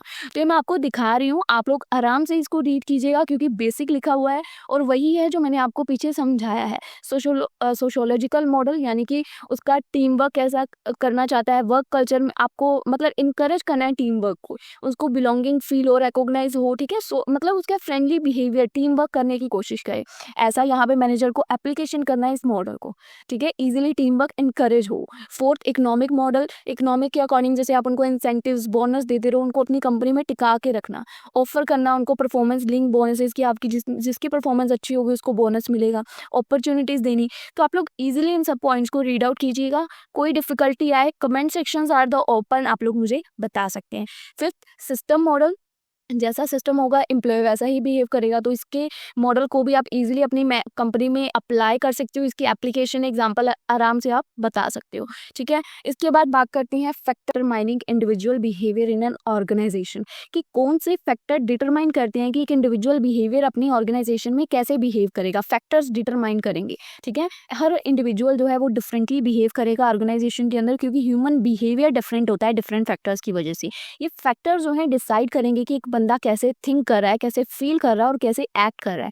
मैनेजर को ये चीज़ समझनी पड़ेगी, ठीक है। Manager must understand them to predict, और उसको इम्प्रूव करने के लिए फिर वो उसके ऊपर वर्क करेगा। तो कौन से फैक्टर्स डिटरमाइन करते हैं कि एक इंसान कैसे बिहेव कर रहा है। सबसे पहला फैक्टर जो है ये डिटरमाइन करेगा उनका बायोलॉजिकल फैक्टर, ठीक है। ये डिटरमाइन करेगा कि इंडिविजुअल कैसे बिहेव कर रहा है। अगर कोई एज्ड बंदा है तो वो अच्छे से वर्क करेगा, उसके पास एक्सपीरियंस होगा, और वहीं कोई यंग एम्प्लॉय है तो डेफिनेटली वो एनर्जेटिक और रिस्क टेकिंग होगा। इसी के अकॉर्डिंग अगर देखें, जेंडर बेस अगर देखें तो man and women different attitudes होते हैं सबके, तो उसी के अकॉर्डिंग उनका डिफरेंटली बिहेव होगा अकॉर्डिंग टू द वर्क। ऐसे ही मैरिटल स्टेटस देखिए, अगर कोई शादीशुदा इंसान है तो वो रिस्पॉन्सिबल होगा, वो बोलेगा कि मैंने स्टेबल रहना है, मैंने नौकरी जल्दी नहीं छोड़नी है। वही अगर कोई अनमैरिड एम्प्लॉय है तो उसका फोकस होगा कि मुझे करियर ग्रोथ चाहिए, मैं नई जॉब की तरफ शिफ्ट करता हूँ, ठीक है। इसी के ऑपोजिट अगर कोई न्यूली कम आया है हमारी कंपनी में तो उसका एक्सपीरियंस नहीं है उसके पास, पर यही कोई हमारी कंपनी में सालों से काम कर रहा है तो उसके पास एक्सपीरियंस है, तो फिर वो उसी के अकॉर्डिंग, उसके पास एक्सपीरियंस है तो वो हमारे सिस्टम को बहुत अच्छे से समझ पा रहा है। तो कहीं ना कहीं बायोलॉजिकल फैक्टर्स अफेक्ट करते हैं कि उसके बंदे की जॉब की परफॉर्मेंस कैसी होगी। बायोलॉजिकल फैक्टर, अगर कोई पुराना एम्प्लॉय है तो उसकी टर्नओवर कितनी होगी, ठीक है। अगर कोई बंदा सीरियस है अपने काम के लिए, कह सकते हैं स्टेबल है, तो वो एब्सेंट नहीं होगा, अपने काम के प्रति कमिटेड होगा। तो पहला फैक्टर जो कि एक इंडिविजुअल के बिहेवियर को डिटरमाइन करता है कि कैसा इंडिविजुअल बिहेव करेगा, बायोलॉजिकल फैक्टर। आई होप आपको क्लियर है, इसका इम्पैक्ट भी यहाँ पे हमने लिख दिया है। सेकंड फैक्टर की एबिलिटी फैक्टर, एबिलिटी भी कहीं ना कहीं उसकी फिजिकल एबिलिटी डिटरमाइन करेगी कि उसका बिहेवियर कैसा होगा, स्ट्रेंथ कितनी है उसकी, स्टेमिना कैसा है, हेल्थ कैसी है। फिटनेस डिसाइड करेगी कि एक बंदा कितना काम कर पाएगा, physical work a person can do. उसकी मेंटल एबिलिटी के अकॉर्डिंग, तो ये फैक्टर्स जो हैं डिटरमाइन करेंगे कि इंडिविजुअल के बिहेवियर का। अगर कोई ओल्ड एज एम्प्लॉय है, आप उसको कोई फिजिकल एक्टिविटी वाला वर्क दे दोगे तो डेफिनेटली उसका बिहेवियर खराब हो जाएगा कि सड़ियल सा मैनेजर है, मुझे पता नहीं क्या काम दे दिया। तो उनकी एबिलिटी के अकॉर्डिंग उनको वर्क देना, उनकी फिजिकल एबिलिटी के अकॉर्डिंग, उनकी मेंटल एबिलिटी के अकॉर्डिंग, तो उसी के अकॉर्डिंग अगर मैनेजर उनको वर्क देगा तो उनका बिहेवियर सही रहेगा। बट इसी के ऑपोजिट चलेगा तो ये फैक्टर्स कहीं ना कहीं डिटरमाइन करेंगे एक इंडिविजुअल के बिहेवियर को। तो यही फैक्टर्स कहीं ना कहीं डिटरमाइन करेंगे इंडिविजुअल के बिहेवियर को। उनके बिहेवियर को सही भी कर सकते हैं, गलत भी कर सकते हैं, ठीक है। उनकी मेंटल एबिलिटी के अकॉर्डिंग उनको वर्क देना, उनकी इंटेलिजेंस कितनी है, मेमोरी कैसी है, एनालिसिस स्किल कैसी है, ठीक है। इसका इम्पैक्ट क्या पड़ेगा, जब एक एम्प्लॉय को उसकी एबिलिटी के अकॉर्डिंग या जॉब रिक्वायरमेंट के अकॉर्डिंग काम दिया जाएगा तो डेफिनेटली उसकी performance day by day improve होगी। पर अगर इसके ऑपोजिट हम उसको काम दे रहे हैं तो फिर वो मैनेजर को गालियां ही निकालेगा और क्या करेगा कि मेरा स्किल्स तो है नहीं, मुझे इस फील्ड में इसने काम दे दिया, ठीक है। थर्ड फैक्टर कौन सा जो है एक इंडिविजुअल के बिहेवियर को डिटरमाइन करता है, उसकी पर्सनैलिटी। उसकी पर्सनैलिटी कैसी है, पर्सनैलिटी एक यूनिक कॉम्बिनेशन होता है उसके गुणों का, ठीक है, कि कैसा बंदा है, वो इंट्रोवर्जन है, एक्सट्रोवर्जन है, ओपन मतलब ओपनली सबसे बात कर पा रहा है, इमोशनल स्टेबिलिटी कैसी है उसकी। कुछ पीपल होते हैं जो गुस्से वाले होते हैं, अग्रेसिव होते हैं, और उसी के ऑपोजिट कुछ होते हैं जो कोऑपरेटिव होते हैं। कुछ कहते हैं हमने बहुत रिस्क लेना, हमने धांसू से काम करने, और कुछ कहते हैं कि भाई सावधानी हटी तो दुर्घटना घटी। तो ये हर किसी की पर्सनैलिटी अलग अलग है, हर कोई अपने तरीके से काम करना चाहता है। इम्पैक्ट क्या है कि पर्सनैलिटी कहीं ना कहीं असर डालती है कि आप कैसे टीम वर्क करोगे, कैसे लीड करोगे, कैसे डिसीजंस लोगे, और कितने आप मोटिवेटेड हो, ठीक है। जो रिस्क टेकर्स हैं आप उनको क्रिएटिविटी वाले फील्ड में डाल सकते हो, जो सावधानी वाले काम करना चाहते हैं आप उनको अकाउंटिंग वाली फील्ड में डाल सकते हो, उसके जो सावधानी से काम करना चाहते हैं। मतलब उनकी पर्सनैलिटी के अकॉर्डिंग अगर आप उनको वर्क देंगे तो वो आपको अच्छा अच्छा बोलेंगे, वरना तो फिर मैनेजर को गालियां तो सब देते ही हैं, ठीक है। फोर्थ फैक्टर जो एक ह्यूमन के बिहेवियर को इन्फ्लुएंस करता है, या कह सकते हैं इंडिविजुअल के बिहेवियर को अफेक्ट करता है या डिटरमाइन करता है, परसेप्शन, यानी कि उसका नजरिया क्या है। परसेप्शन मतलब कि कैसे एक बंदा चीजों को इंटरप्रिटेंट करता है, उसकी रियलिटी को कैसे अपने दिमाग में इंटरप्रिटेंट करता है, सोचता है, ठीक है। जैसे कि दो लोग अगर सेम सिचुएशन को देख रहे हैं ना तो दोनों उस चीज का अलग अलग मतलब निकाल रहे हैं, क्योंकि दो लोग कभी भी सेम नहीं सोच सकते, ठीक है। जैसे कि अगर एक एम्प्लॉय है वो अपने स्ट्रिक्ट सुपरविजन को देख रहा है कि वो बहुत डिसिप्लिन है, ठीक है, और दूसरा यही पे सोच रहा है कि यार इसको हम पे भरोसा ही नहीं है, इसी वजह से ये ऐसी हरकतें कर रहा है। तो आपका देखने का, अब हम लोगों ने ना बहुत जानों ने वो इमेज भी देखी होगी कि 6 बना हुआ है, एक बंदा 6 के इस साइड खड़ा है, एक बंदा 6 के उस साइड खड़ा है। तो जो उधर से देख रहा है उसको वो 6 वाली इमेज 9 दिख रही है, पर जो इधर से देख रहा है उसको 6 दिख रही है। दोनों का नजरिया अलग है देखने का, अपनी अपनी जगह दोनों सही है, दोनों का नजरिया अलग है। तो परसेप्शन, नजरिया कहीं ना कहीं अफेक्ट करेगा आपकी कम्युनिकेशन को, क्योंकि अगर हमारा नजरिया है कि भाई मैनेजर तो सड़ियल है, खड़ूस है, तो हम उससे बात ही नहीं करेंगे। यही अगर हमारा नजरिया है कि यार ये बंदा कुछ हमें सिखा सकता है, इसके पास एक्सपीरियंस है, तो हम उससे कम्युनिकेट करेंगे। कहीं ना कहीं हमारा नजरिया अफेक्ट करेगा, हमारी मोटिवेशन, बिहेवियर कैसा होगा सबके ऊपर, कि हमारा नजरिया क्या है, हम क्या सोचते हैं। फिफ्थ हमारे जो फैक्टर कह सकते हैं डिटरमाइन करता है इंडिविजुअल के बिहेवियर को, वो है इंडिविजुअल का एटीट्यूड।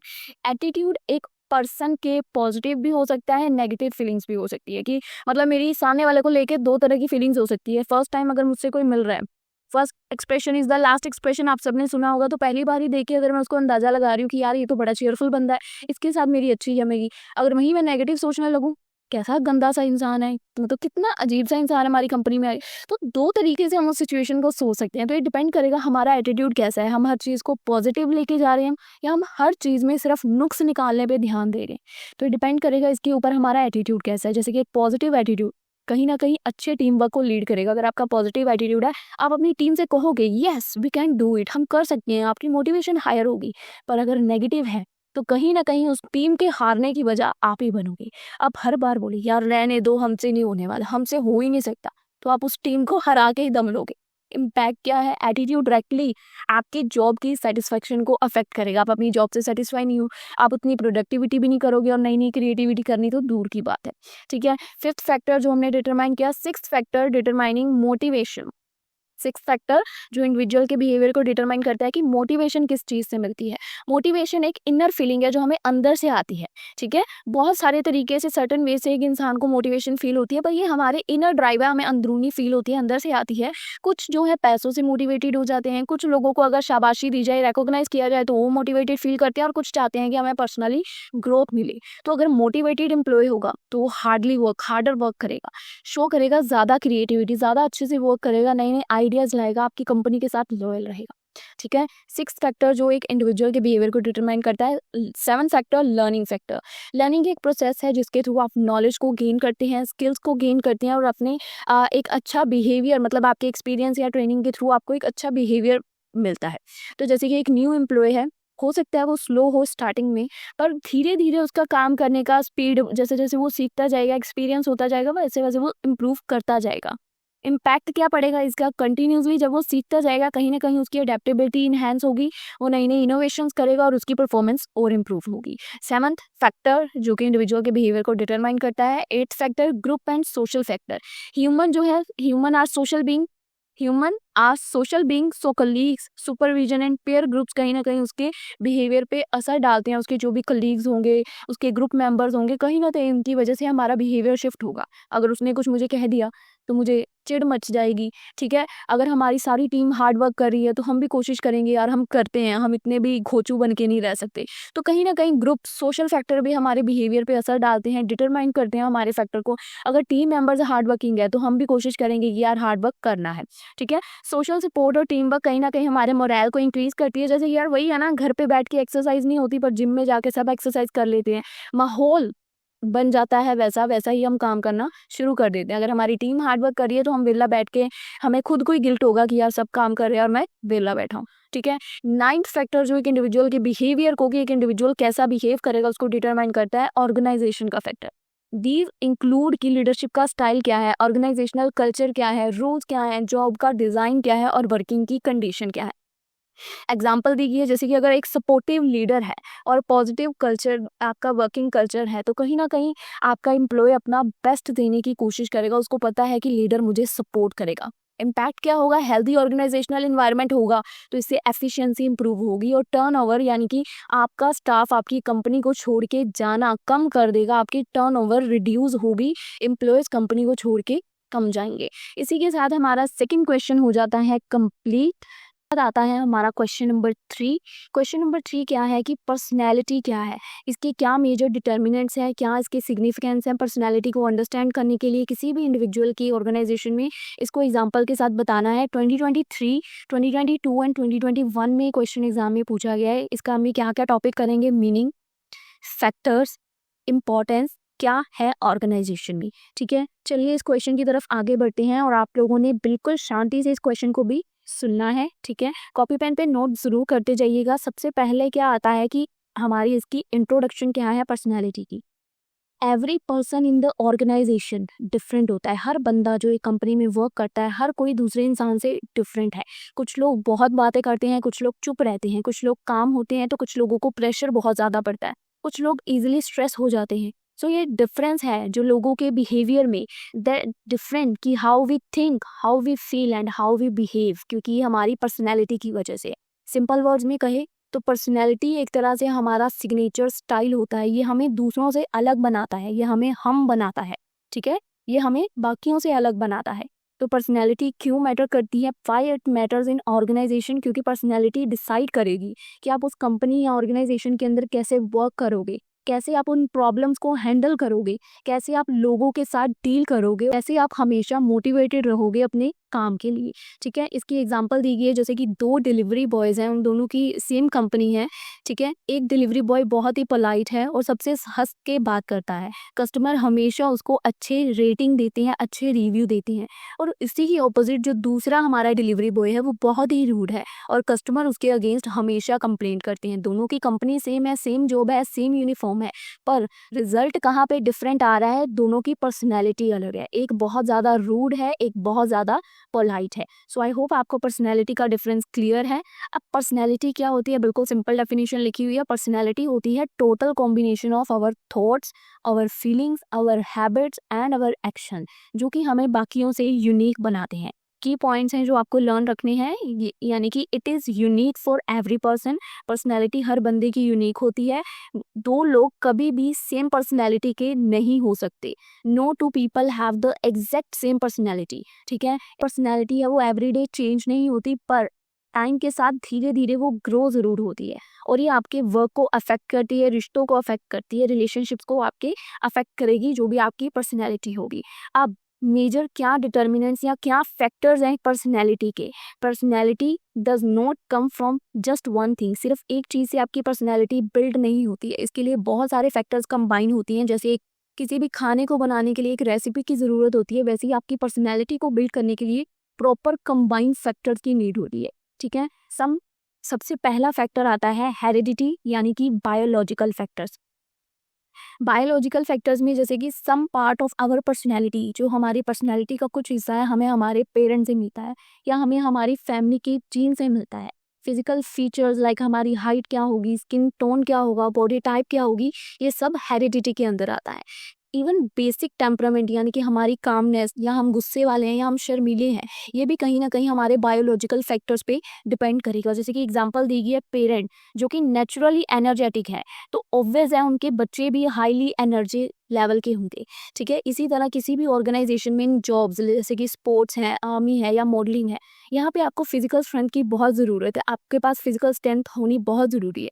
तो यहाँ पे आपका जो बायोलॉजिकल फैक्टर है कहीं ना कहीं बहुत हेल्पफुल होगा आपकी पर्सनैलिटी में। अगर आपकी पर्सनैलिटी में, आपके बायोलॉजिकल फैक्टर में आपके पास ये हायर एनर्जी वाला फैक्टर नहीं है, जैसे आपको अगर स्पोर्ट्स कोटा में जॉब चाहिए, आर्मी में चाहिए या मॉडलिंग में चाहिए, तो आपके पास स्ट्रेंथ होनी चाहिए, हायर एनर्जी होनी चाहिए, तो ये फैक्टर यहाँ पे आपकी बहुत हेल्प करेगा, ठीक है। सेकंड फैक्टर जो आपकी पर्सनैलिटी को बिल्ड करता है, दैट इज इन्वायरमेंट, जहाँ पे आप पले बड़े हुए हो, जहाँ पे आप विच वी ग्रो, जैसे कि फैमिली, फ्रेंड्स, स्कूल, कल्चर या नेबर्स, ठीक है। पर्सन का बिहेवियर या उसका कॉन्फिडेंस या उसकी सोशल स्किल शेप होती हैं उसके इन्वायरमेंट से, कि किस इन्वायरमेंट में वो पला बड़ा है, ठीक है। एग्जाम्पल जैसे कि एक बच्चा है, रेज है, एक पॉजिटिव इनकरेजिंग घर में पला बड़ा है, उसका कॉन्फिडेंट इतना बढ़ाया गया है, मतलब उसको किसी भी चीज़ के लिए कभी मना नहीं किया गया, उसको बोला गया कि जो भी वो करता है करो। तो ऑर्गेनाइजेशन में भी ऐसे ही एम्प्लॉयज़ की ज़रूरत होती है जो ओपन माइंडेड होते हैं, किसी भी तरह के इन्वायरमेंट को अडेप्ट कर लेते हैं क्विकली, ठीक है। चाहे जितना मर्जी डिफरेंट वर्क कल्चर हो, वो उसके ईजिली अडेप्ट कर लेंगे। सो ऐसी पर्सनैलिटी की ज़रूरत पड़ती है। Second factor I hope clear है कि पर्सनैलिटी को बिल्ड करने के लिए इन्वायरमेंट फैक्टर भी बहुत इंपॉर्टेंट है। थर्ड आती है सिचुएशन। सिचुएशन कहीं ना कहीं हमारे बिहेवियर को, हमारी पर्सनैलिटी को चेंज कर देती है। Situations can change how we behave temporary होता है, पर ये हमारी पर्सनैलिटी को परमानेंट इफेक्ट नहीं करेगी, ठीक है। जैसे कि एक पर्सन है, बहुत बोलता है घर पे, पर वो बाहर जाके स्ट्रेंजर्स के सामने एकदम चुप हो जाता है, ठीक है। ये सिचुएशन पे डिपेंड करेगा कि हमारी पर्सनैलिटी कैसी है। कुछ लोगों के सामने हम बहुत खिल के हंसते हैं और कुछ लोगों के सामने हम एकदम चुप रहते हैं। एग्जाम्पल दी गई है, वन अ कॉन्फिडेंट स्पीकर में बिकम नर्वस, अगर उसको एक बड़ी प्रेजेंटेशन के लिए स्टेज पे खड़ा कर दिया जाए तो वो भी नर्वस हो जाएगा। एक कॉन्फिडेंट स्पीकर भी बड़ी प्रेजेंटेशन देते टाइम कहीं ना कहीं नर्वस हो जाता है। तो सिचुएशन डिपेंड करती है कि सिचुएशन क्या है। जैसी ऑर्गेनाइजेशन में आपको डेडलाइंस आएंगी, इमरजेंसीज दी जाएंगी, ठीक है। सेलिब्रेशंस, कहीं ना कहीं आपको ऑब्वियस है डेडलाइंस में आप लोग अलग बिहेव करोगे, जो सेलिब्रेशंस है वहाँ पे आप लोग अलग बिहेव करोगे यूजुअल से। तो अलग अलग सिचुएशन पे डिपेंड करेगी आपकी पर्सनैलिटी, ये भी आपकी पर्सनैलिटी में बहुत बड़ा फैक्टर है। फोर्थ है कल्चर फैक्टर, कि आपका कल्चर कैसा है, यानी कि कस्टम्स क्या हैं, आपके बिलीव्स क्या हैं, आपकी वैल्यूज़ क्या हैं, जहाँ पे आप पले बढ़े। कल्चर्स अफेक्ट करते हैं हमारे कम्युनिकेशन के स्टाइल को, हमारी ड्रेसिंग सेंस को और हमारी सोच को।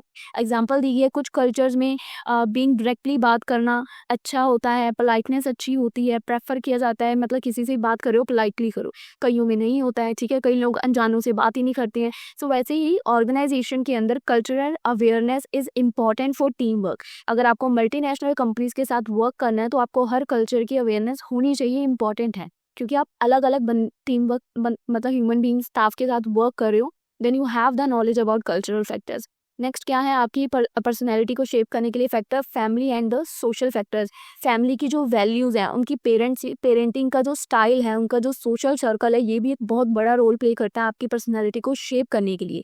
जैसे कि अगर कोई स्ट्रिक्ट फैमिली है तो डेफिनेटली उनमें जो बच्चा होगा या जो भी इंडिविजुअल होगा वो स्ट्रिक्टली डिसिप्लिन में रहने वाला होगा। फ्रेंडली फैमिलीज होंगी तो वो एक क्रिएटिव रिस्क टेकिंग इंडिविजुअल को बिल्ड करेंगे, ठीक है। तो ये डिपेंड करेगा कि आपकी पेरेंटिंग का स्टाइल क्या है, आपको स्ट्रिक्ट पेरेंट मिले हैं या फ्रेंडली फैमिली है आपको। अगर आपकी फैमिली फ्रेंडली है देन डेफिनेटली आप कुछ ना कुछ क्रिएटिव करने की कोशिश करोगे, रिस्क लोगे अपने काम में। एग्जाम्पल जैसे कि एक फैमिली है वो ऑनेस्टी सिखाती है अपने बच्चों को, पंचुअलिटी सिखाती है, तो जो पर्सन है इज लाइकली टू कैरी वो उन्हीं जो पंचुअलिटी और ऑनेस्टी है उसको अपने वर्क प्लेस पे भी लेके जाएगा, कैरी करेगा कि हाँ मैंने इसी ऑनेस्टी के साथ वर्क करना है। ऑर्गेनाइजेशन में एम्प्लॉयज़ विश करते हैं कि एम्प्लॉयज़ विद स्ट्रॉन्ग वैल्यूज़, वो जो स्ट्रॉन्ग वैल्यूज़ वाले बंदे होते हैं ना, वो ऑर्गेनाइजेशन के भी रूल्स और डेडलाइंस को अच्छे से मैनेज कर पाते हैं, हैंडल करते हैं और उनको फॉलो कर पाते हैं। नेक्स्ट फैक्टर कौन सा है, फिजिकल फैक्टर।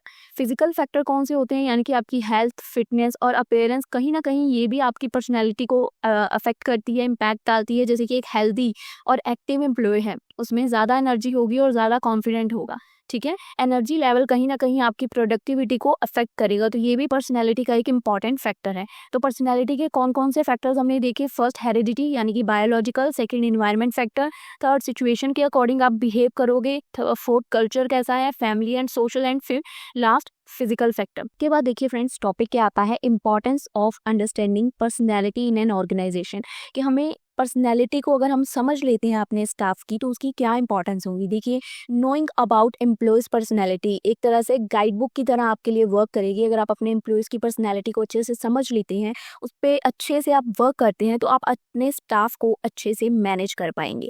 इसकी अब बात करें तो इंपॉर्टेंस क्या आती है, अगर आप अपने स्टाफ की पर्सनैलिटी को अच्छे से समझ लेते हैं तो उसकी क्या इंपॉर्टेंस है। सबसे पहले इंपॉर्टेंस बनती है कि आप राइट पर्सन को राइट जॉब पे अपॉइंट कर पाओगे। मैचिंग पर्सनैलिटी जो आपकी जॉब के अकॉर्डिंग होगी, अगर आप उसके अकॉर्डिंग, पर्सनैलिटी के अकॉर्डिंग अपने स्टाफ को जॉब दोगे, देन डेफिनेटली आपके स्टाफ की परफॉर्मेंस के चांसेस इंक्रीज हो जाएंगे, वो अच्छी परफॉर्मेंस देंगे। जैसे कि एग्जांपल, अगर आपका कोई एम्प्लॉय है वो बहुत ज़्यादा टॉकेटिव है, फ्रेंडली है, तो आप उसको सेल्स के अंदर, डिपार्टमेंट के अंदर ड्यूटी लगा सकते हो कि आप सेल्स डिपार्टमेंट में वर्क करोगे। इसके पीछे रीज़न क्या है कि वो वहाँ पे अच्छे से वर्क कर पाएगा, उसकी पर्सनैलिटी वैसी है। और अगर इसी के ऑपोजिट एक क्वाइट और डिटेल फोकस पर्सन है तो आप उसको डाटा एनालिसिस, अकाउंटेंट, ऐसी जॉब्स दे सकते हो, ठीक है। सेकंड इंपॉर्टेंट क्या है कि बेटर कम्युनिकेशन होगी, क्योंकि आप अपने स्टाफ की पर्सनैलिटी को अच्छे से जानते हो। तो अगर आप किसी बंदे को अच्छे से जानते हो कि वो शाय है, ओपन है या अग्रेसिव है, तो ये आपको हेल्प करेगा चूज करने में कि आप किस तरीके से, कौन सा तरीका सही है उस अपने स्टाफ से बात करने के लिए, right way to talk to them. Third importance, आप किसी भी तरह के लड़ाई झगड़े को इजीली मैनेज कर पाओगे, क्योंकि आपको आपके ईच स्टाफ मेंबर की पर्सनैलिटी के बारे में पता है, आप उसको समझते हो। तो पर्सनैलिटी अवेयरनेस आपको कहीं ना कहीं मदद करेगी कि आप प्रॉब्लम्स को स्पॉट कर पाओ, फाइंड आउट कर पाओ और उनको ईजिली सॉल्व कर पाओ। ये थी तीन इंपॉर्टेंस। फोर्थ इंपॉर्टेंस की तरफ चलते हैं, मोटिवेशन। डिफरेंट पर्सनैलिटीज़ हैं तो डिफरेंट डिफरेंट तरीकों से वो मोटिवेट होंगी। कुछ स्टाफ मेंबर्स चाहेंगे कि उन्हें पब्लिकली प्रेज किया जाए, तो कुछ चाहेंगे कि हमें प्राइवेटली शाबाशी दी जाए, पब्लिक में ढिंढोरा पीटने की कोई ज़रूरत नहीं है। Next importance, team work build होगा, क्योंकि एक जो अच्छी टीम होती है ना, उसमें डिफरेंट डिफरेंट पर्सनैलिटीज़ का मिक्सड होता है। एक लीडर होता है, एक थिंकर होता है, एक डूअर होता है, क्रिएटिव माइंड होता है। जैसे कि एक प्रोजेक्ट है, उसके अंदर एक बंदा होगा जो आइडिया लेके आएगा उस प्रोजेक्ट का, अनदर पर्सन होगा जो उस आइडिया को प्लान में कन्वर्ट करेगा, एंड द थर्ड वन उस प्लान को एग्जीक्यूट करेगा। काफ़ी सारे पर्सनैलिटीज़ को मिला के एक टीम बिल्ड होती है, और जो टीम मिलके एक प्रोजेक्ट पे वर्क करती है तो टीम वर्क बिल्ड होता है। इंपॉर्टेंस पर्सनैलिटी की।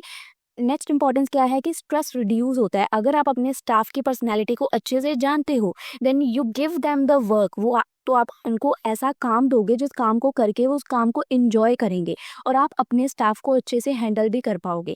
And the next importance, employees आपकी कंपनी के साथ रिटेन रहेंगे, टिके रहेंगे। वो आपकी कंपनी में जॉब्स को छोड़ के जाएंगे नहीं, क्योंकि आपने उनको जो भी ऐसी दी है जो उनकी पर्सनैलिटी से मैच करती है, जिस काम को करते हुए उनको खुशी मिलती है, तो वो आपकी कंपनी को छोड़ के कभी जाएंगे ही नहीं। एंड इसी के साथ हमारा थर्ड क्वेश्चन हो जाता है कंप्लीट। अब बात करते हैं हमारे नेक्स्ट क्वेश्चन की, which is a fourth question, define perception. Third question हमने कौन सा किया था कि पर्सनैलिटी क्या होती है। पर्सनैलिटी एक अलग बात है, परसेप्शन अलग है। परसेप्शन होता है हमारा नज़रिया क्या है, ठीक है। आपको इसका प्रोसेस बताना है, क्या इम्प्लीकेशंस है स्टडी करने में इसको, ठीक है। How far do you think कि ये इंपॉर्टेंट है कि इंडिविजुअल के परसेप्शन को समझना क्यों ज़रूरी है, इसका क्या प्रोसेस है, क्या प्रिंसिपल्स है। तो 2023 और 2022 में क्वेश्चन एग्जाम में पूछा गया है। हम इसके रिलेटेड क्या क्या टॉपिक्स करेंगे, meaning, process, principle and importance, ठीक है। सबसे पहले समझते हैं कि परसेप्शन क्या होता है। पहले तो आपने को ध्यान से सुनना है कि परसेप्शन का मतलब क्या है, क्योंकि अगर आपको मीनिंग नहीं क्लियर होगा तो आप इसका आंसर नहीं समझ पाएंगे। परसेप्शन का मतलब होता है नज़रिया, कि हम चीज़ों को कैसे देखते हैं, कैसे समझते हैं, कैसे उनको मतलब देते हैं अपने अकॉर्डिंग, ठीक है। जो चीज़ें हमारे आसपास हो रही हैं उसके अकॉर्डिंग हम उस चीज़ को किस नज़रिए से देख रहे हैं, दैट इज़ द परसेप्शन। हमारा नज़रिया क्या है, इसका मतलब ये नहीं है कि सिर्फ आंखों से देखना, इसका मतलब है अपने माइंड में उसको इंटरप्रेटेंट करना कि हमने जो देखा, सुना, फील किया या टच किया, वो हमारे दिमाग के अकॉर्डिंग, हमारे नज़रिए के अकॉर्डिंग उसकी क्या वैल्यू है, ठीक है। परसेप्शन का मतलब ये नहीं कि जो रियलिटी में हो रहा है, नहीं, ये हमारे माइंड वर्जन की रियलिटी होती है, जो हमारे माइंड में रियलिटी चल रही है। परसेप्शन भी पर्सनैलिटी की तरह सबका अलग अलग होता है नज़रिया। किसी का नज़रिया, ये नहीं हम कह सकते, जैसे आपने परसेप्शन के ऊपर एक शायद पिक्चर भी देखी होगी कि 6 बना होता है, ठीक है। एक इंसान 6 के इस तरफ खड़ा है, एक इस तरफ खड़ा होता है, तो 6 जो इधर खड़ा है उसको 9 दिख रहा है और जो इधर खड़ा है उसको 6 दिख रहा है। दोनों अपनी अपनी जगह पे सही है, पर दोनों का देखने का नज़रिया अलग अलग है।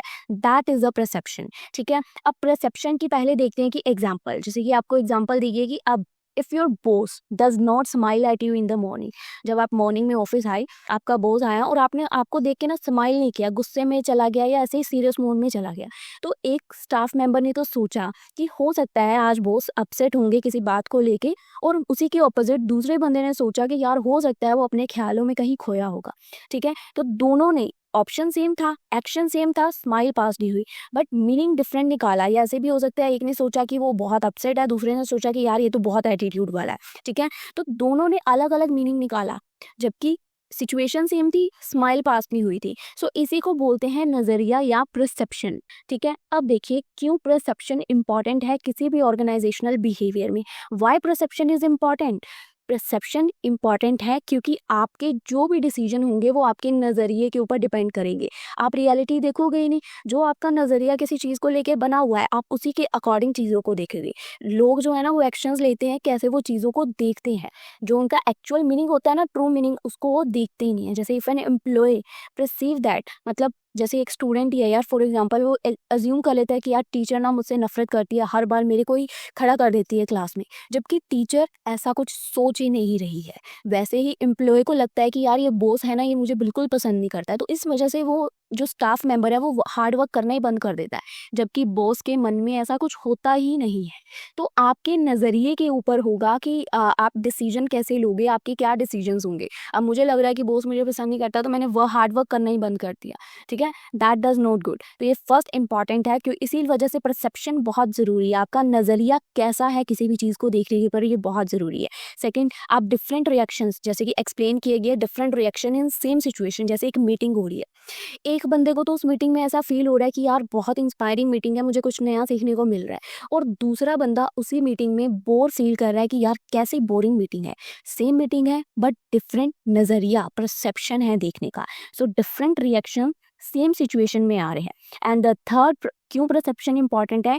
क्योंकि ये परसेप्शन मैनेजर्स को ही मदद करता है कि वो अपने एम्प्लॉयज़ के साथ अच्छे से डील कर पाएँ।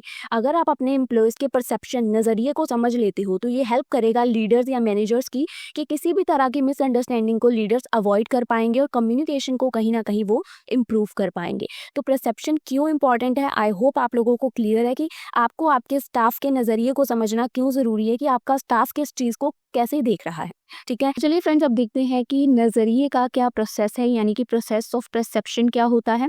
सबसे पहले देखिए परसेप्शन का प्रोसेस क्या है। सबसे पहले आप रिसीव करते हो किसी भी तरह के मैसेज को, इनपुट स्टेज होती है, इंफॉर्मेशन एंटर होती है आपके सेंसेस के थ्रू, साइट, साउंड, टच के थ्रू आपके अंदर एंटर होती है इंफॉर्मेशन। फॉर एग्जांपल, जैसे एक एम्प्लॉय को आवाज़ आ रही है कि मैनेजर कुछ इंस्ट्रक्शंस दे रहा है, ठीक है, इनपुट स्टेज जहाँ पे आपको रिसीव होता है। देन आप सिलेक्शन करते हो स्टिमुलस का, यानी कि हम लोग सभी चीज़ों को अटेंशन नहीं देते, हम चूज करते हैं कि किस चीज़ के ऊपर हम अटेंशन देंगे।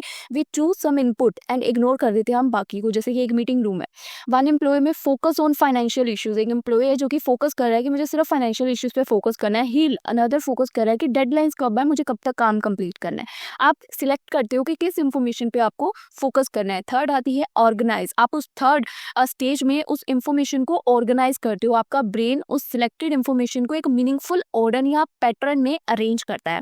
जैसे आप ग्रुपिंग टास्क कर रहे हो अंडर अर्जेंट या नॉन अर्जेंट, की कौन सा टास्क अर्जेंट है, कौन सा नॉन अर्जेंट, आप ग्रुप क्रिएट कर रहे हो, ठीक है, ऑर्गेनाइज कर रहे हो अपने दिमाग में। फोर्थ, आप उस इंफॉर्मेशन को इंटरप्रिटेट कर रहे हो, यानी कि उसको एक मीनिंग दे रहे हो based on your past experience, your values and your expectation.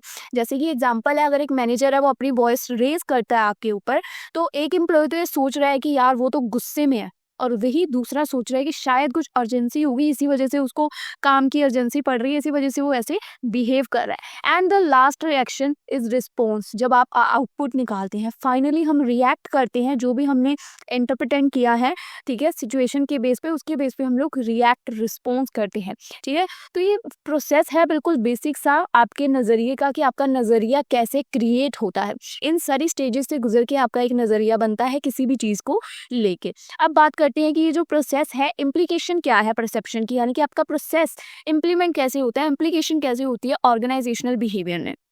Perception जो है वो एक बहुत इंपॉर्टेंट रोल प्ले करता है वर्क प्लेस पे, क्योंकि ये अफेक्ट करेगा कि कैसे एम्प्लॉय अंडरस्टैंड करेगा सिचुएशन को और कैसे उस सिचुएशन में बिहेव करेगा।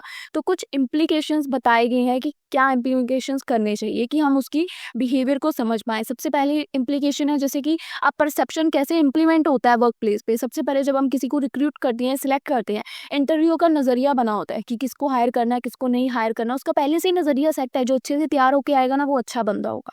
जो अच्छे से रेडी नहीं हुआ, बिना स्किल टेस्ट किए, उसका एक परसेप्शन बना हुआ है, ठीक है। सेकंड, परफॉर्मेंस अप्रेजल के तहत मैनेजर्स का परसेप्शन कहीं ना कहीं आपकी रेटिंग को इन्फ्लुएंस करेगा। जो मैनेजर का नजरिया होगा उसी के बेस पे वो परफॉर्मेंस को अप्रेज करेगा, प्रमोशन देगा या रिवॉर्ड्स देगा। लीडरशिप में अगर आपके लीडर के मतलब followers perception of the leader कहीं ना कहीं इम्पैक्ट डालेंगे आपके मोटिवेशन और इम्पैक्ट पे, क्योंकि अगर आपके लीडर का परसेप्शन अलग है तो पंगा पड़ जाएगा। Next, conflict management, miss perception या इसकी वजह से कहीं ना कहीं कन्फ्लिक्ट क्रिएट होगा एम्प्लॉयज़ के बीच में। कहीं ना कहीं उनके नज़रिए हैं जो वर्क प्लेस पे इम्प्लीमेंट होते हैं, इम्प्लीकेशंस होते हैं।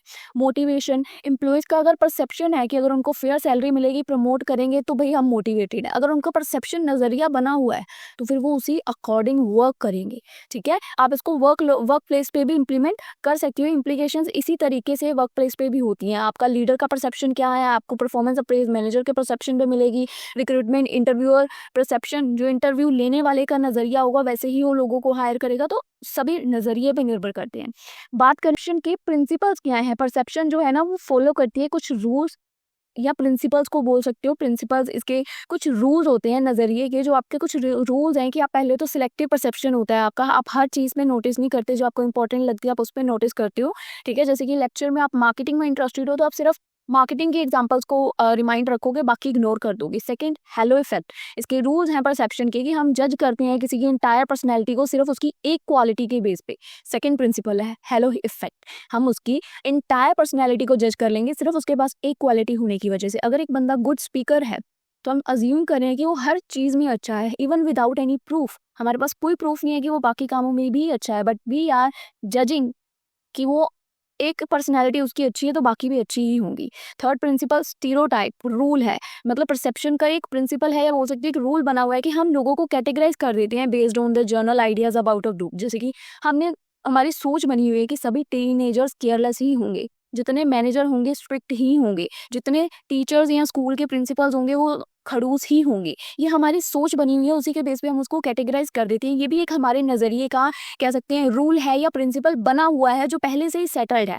Fourth, contrast affect. हम जज करते हैं किसी को दूसरे बंदे के साथ कंपेयर करके, हम दो लोगों को कंपेयर करके देखते हैं कि विच वन इज बेस्ट। ठीक है, अगर फर्स्ट कैंडिडेट वीक है तो हम अगले को कैंडिडेट को उसके साथ कंपेयर करके देखेंगे कि बहुत स्ट्रॉन्ग कंपैरिजन है उसका, तो हम स्ट्रॉन्ग वाले को लेंगे। तो हम जज करते हैं, कंपैरिजन करते हैं कहीं ना कहीं। तो आप लोग ये ध्यान में रख सकती हैं, डायग्राम के बेस पे हम कंपैरिजन कर रहे हैं। ठीक है, क्या है प्रोजेक्शन। प्रोजेक्शन यानी ये भी एक रूल है या कह सकते हैं प्रिंसिपल है परसेप्शन का। हम अज्यूम करते हैं कि जिस तरीके से हम सोच रहे हैं ना, सामने वाला भी वही फील कर रहा होगा, बट ऐसा नहीं होता है। अगर हम खुश फील कर रहे हैं तो हम ये सोच रहे हैं कि everyone is in a good mood, पर ये तो हो नहीं ना सकता। हम अच्छा फील कर रहे हैं, हर किसी का मूड अलग अलग अकॉर्डिंग टू द सिचुएशन होता है।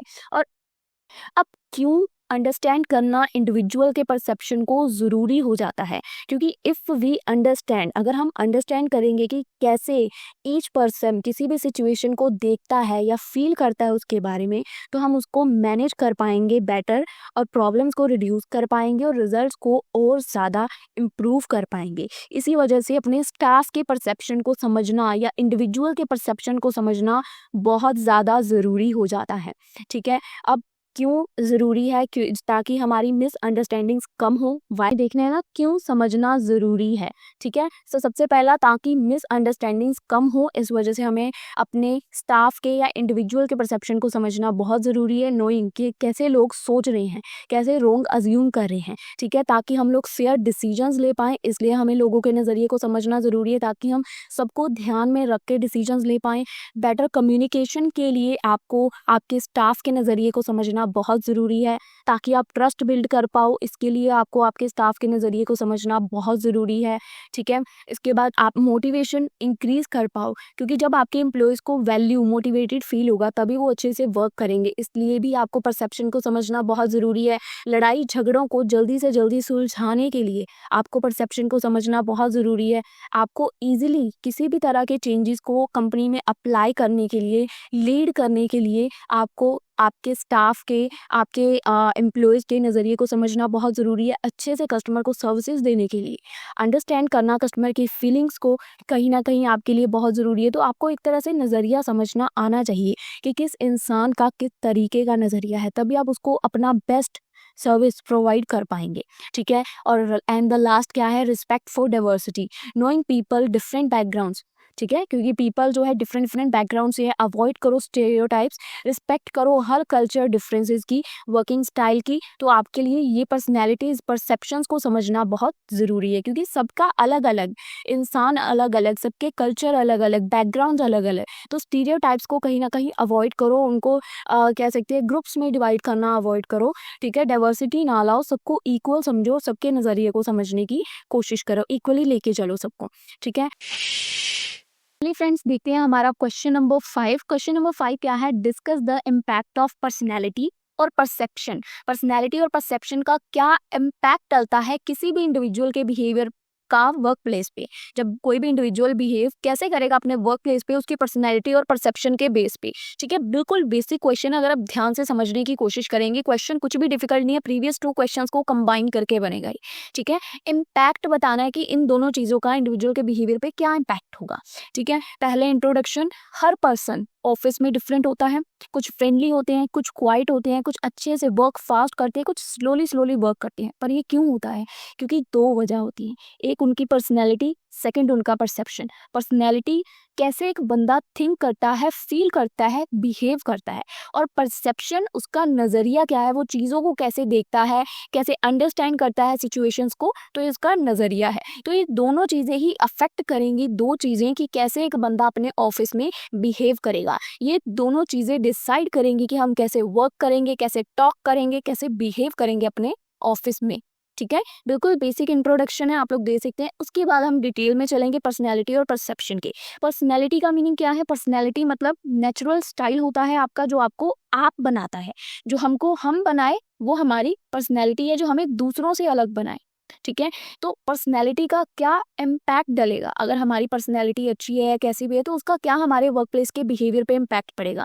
पर्सनैलिटी मीन्स क्या होता है? कॉम्बिनेशन ऑफ आवर ट्रेड्स, यानी कि गुण, हैबिट्स, एटीट्यूड, इमोशन, जो कि एक बंदे को बाकियों से यूनिक बनाते हैं, एक पर्सन को, जो कि हमें बाकियों से अलग बनाते हैं। ये हमारा जो पर्सनैलिटी है ये डिसाइड करेगी कि कैसे एक एम्प्लॉय बिहेव करेगा अपने वर्क प्लेस पे डिफरेंट डिफरेंट सिचुएशन। ठीक है, इस पर्सनैलिटी का क्या इम्पैक्ट पड़ेगा? पहले आपकी वर्क परफॉर्मेंस पे।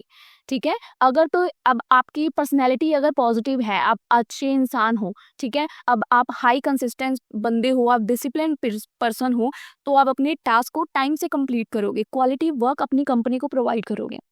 ठीक है, बट इसी के ऑपोजिट अगर आपकी पर्सनैलिटी ऐसी है कि आप एकदम आलसी इंसान हो, केयरलेस इंसान हो, तो आप कंपनी की डेडलाइंस को मिस कर दोगे, आपकी प्रोडक्टिविटी कहीं ना कहीं रिड्यूस होगी।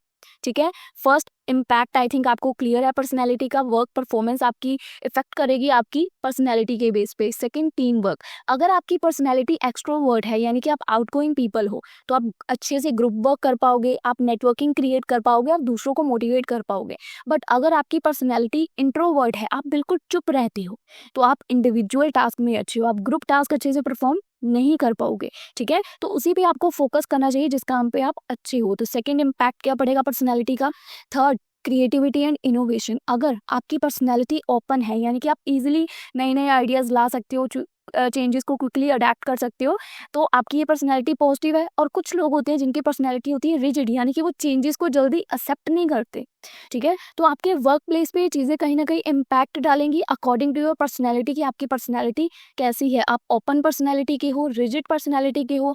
ऐसे ही लीडरशिप है, लीडरशिप में अगर कॉन्फिडेंट और डोमिनेंट पर्सनैलिटी है आपकी, तो आप चार्ज ले सकते हो, अपनी टीम को अच्छे से लीड कर सकते हो। ठीक है, आप स्टाफ से अच्छे से वर्क निकलवा सकते हो, अपने स्टाफ से काम करवा सकते हो। और इसी के ऑपोजिट अगर आपकी अग्रीएबल पर्सनैलिटी है, अगर मतलब आप अपने स्टाफ के साथ एग्री कर रहे हो, आप उनमें एक ट्रस्ट बिल्ड कर पाओगे, एक हार्मनी अपने एम्प्लॉयज़ के साथ मेंटेन कर पाओगे, उनके साथ अच्छा रिलेशन बिल्ड कर पाओगे। ठीक है, तो ये आपकी पर्सनैलिटी है ओवरऑल, कि आपकी कैसी पर्सनैलिटी है। इसी तरह से स्ट्रेस को हैंडल करना और कन्फ्लिक्ट के लिए आपकी कैसी पर्सनैलिटी है। जब कोई स्ट्रेस वाली सिचुएशन आती है, लड़ाई झगड़ा होता है, आप काम रहते हो, स्टेबल पर्सनैलिटी वाले इंसान हो, या आप गुस्सा करते हो, मतलब लड़ने झगड़ने लगते हो, तो ये आपकी पर्सनैलिटी डेफिनेटली आपके वर्क प्लेस पे बिहेवियर पे असर डालेगी कि आपकी पर्सनैलिटी कैसी है। आप शांतिपूर्वक इंसान हो या लड़ाई झगड़े वाले इंसान। ठीक है, इसी के ऑपोजिट बात करें पर्सनैलिटी के ऑपोजिट परसेप्शन की, जो कि आपका नज़रिया है। परसेप्शन मीन्स कि हम कैसे चीज़ों को देखते हैं, उनको मीनिंग देते हैं। दो लोग सेम सिचुएशन को देख रहे हैं पर डिफरेंट मीनिंग दे रहे हैं। जैसे एक बॉस कह रहा है कि आपको इम्प्रूवमेंट करने की ज़रूरत है, पर्सन ए क्या सोच रहा है कि बॉस मेरी हेल्प करना चाहता है, वो चाहता है कि मैं हार्ड वर्क करूं। और पर्सन बी क्या सोच रहा है, यार बॉस तो मुझसे नफरत करता है, इसीलिए वो मेरे काम से कभी सेटिस्फाई नहीं होता, हमेशा मुझे बोलता है कि और इम्प्रूव करो और इम्प्रूव करो, हर बार एक ही बात बोलता है। ठीक है, तो ये बात आपके नज़रिए की है कि आप क्या नज़रिए से चीज़ों को देखते हो।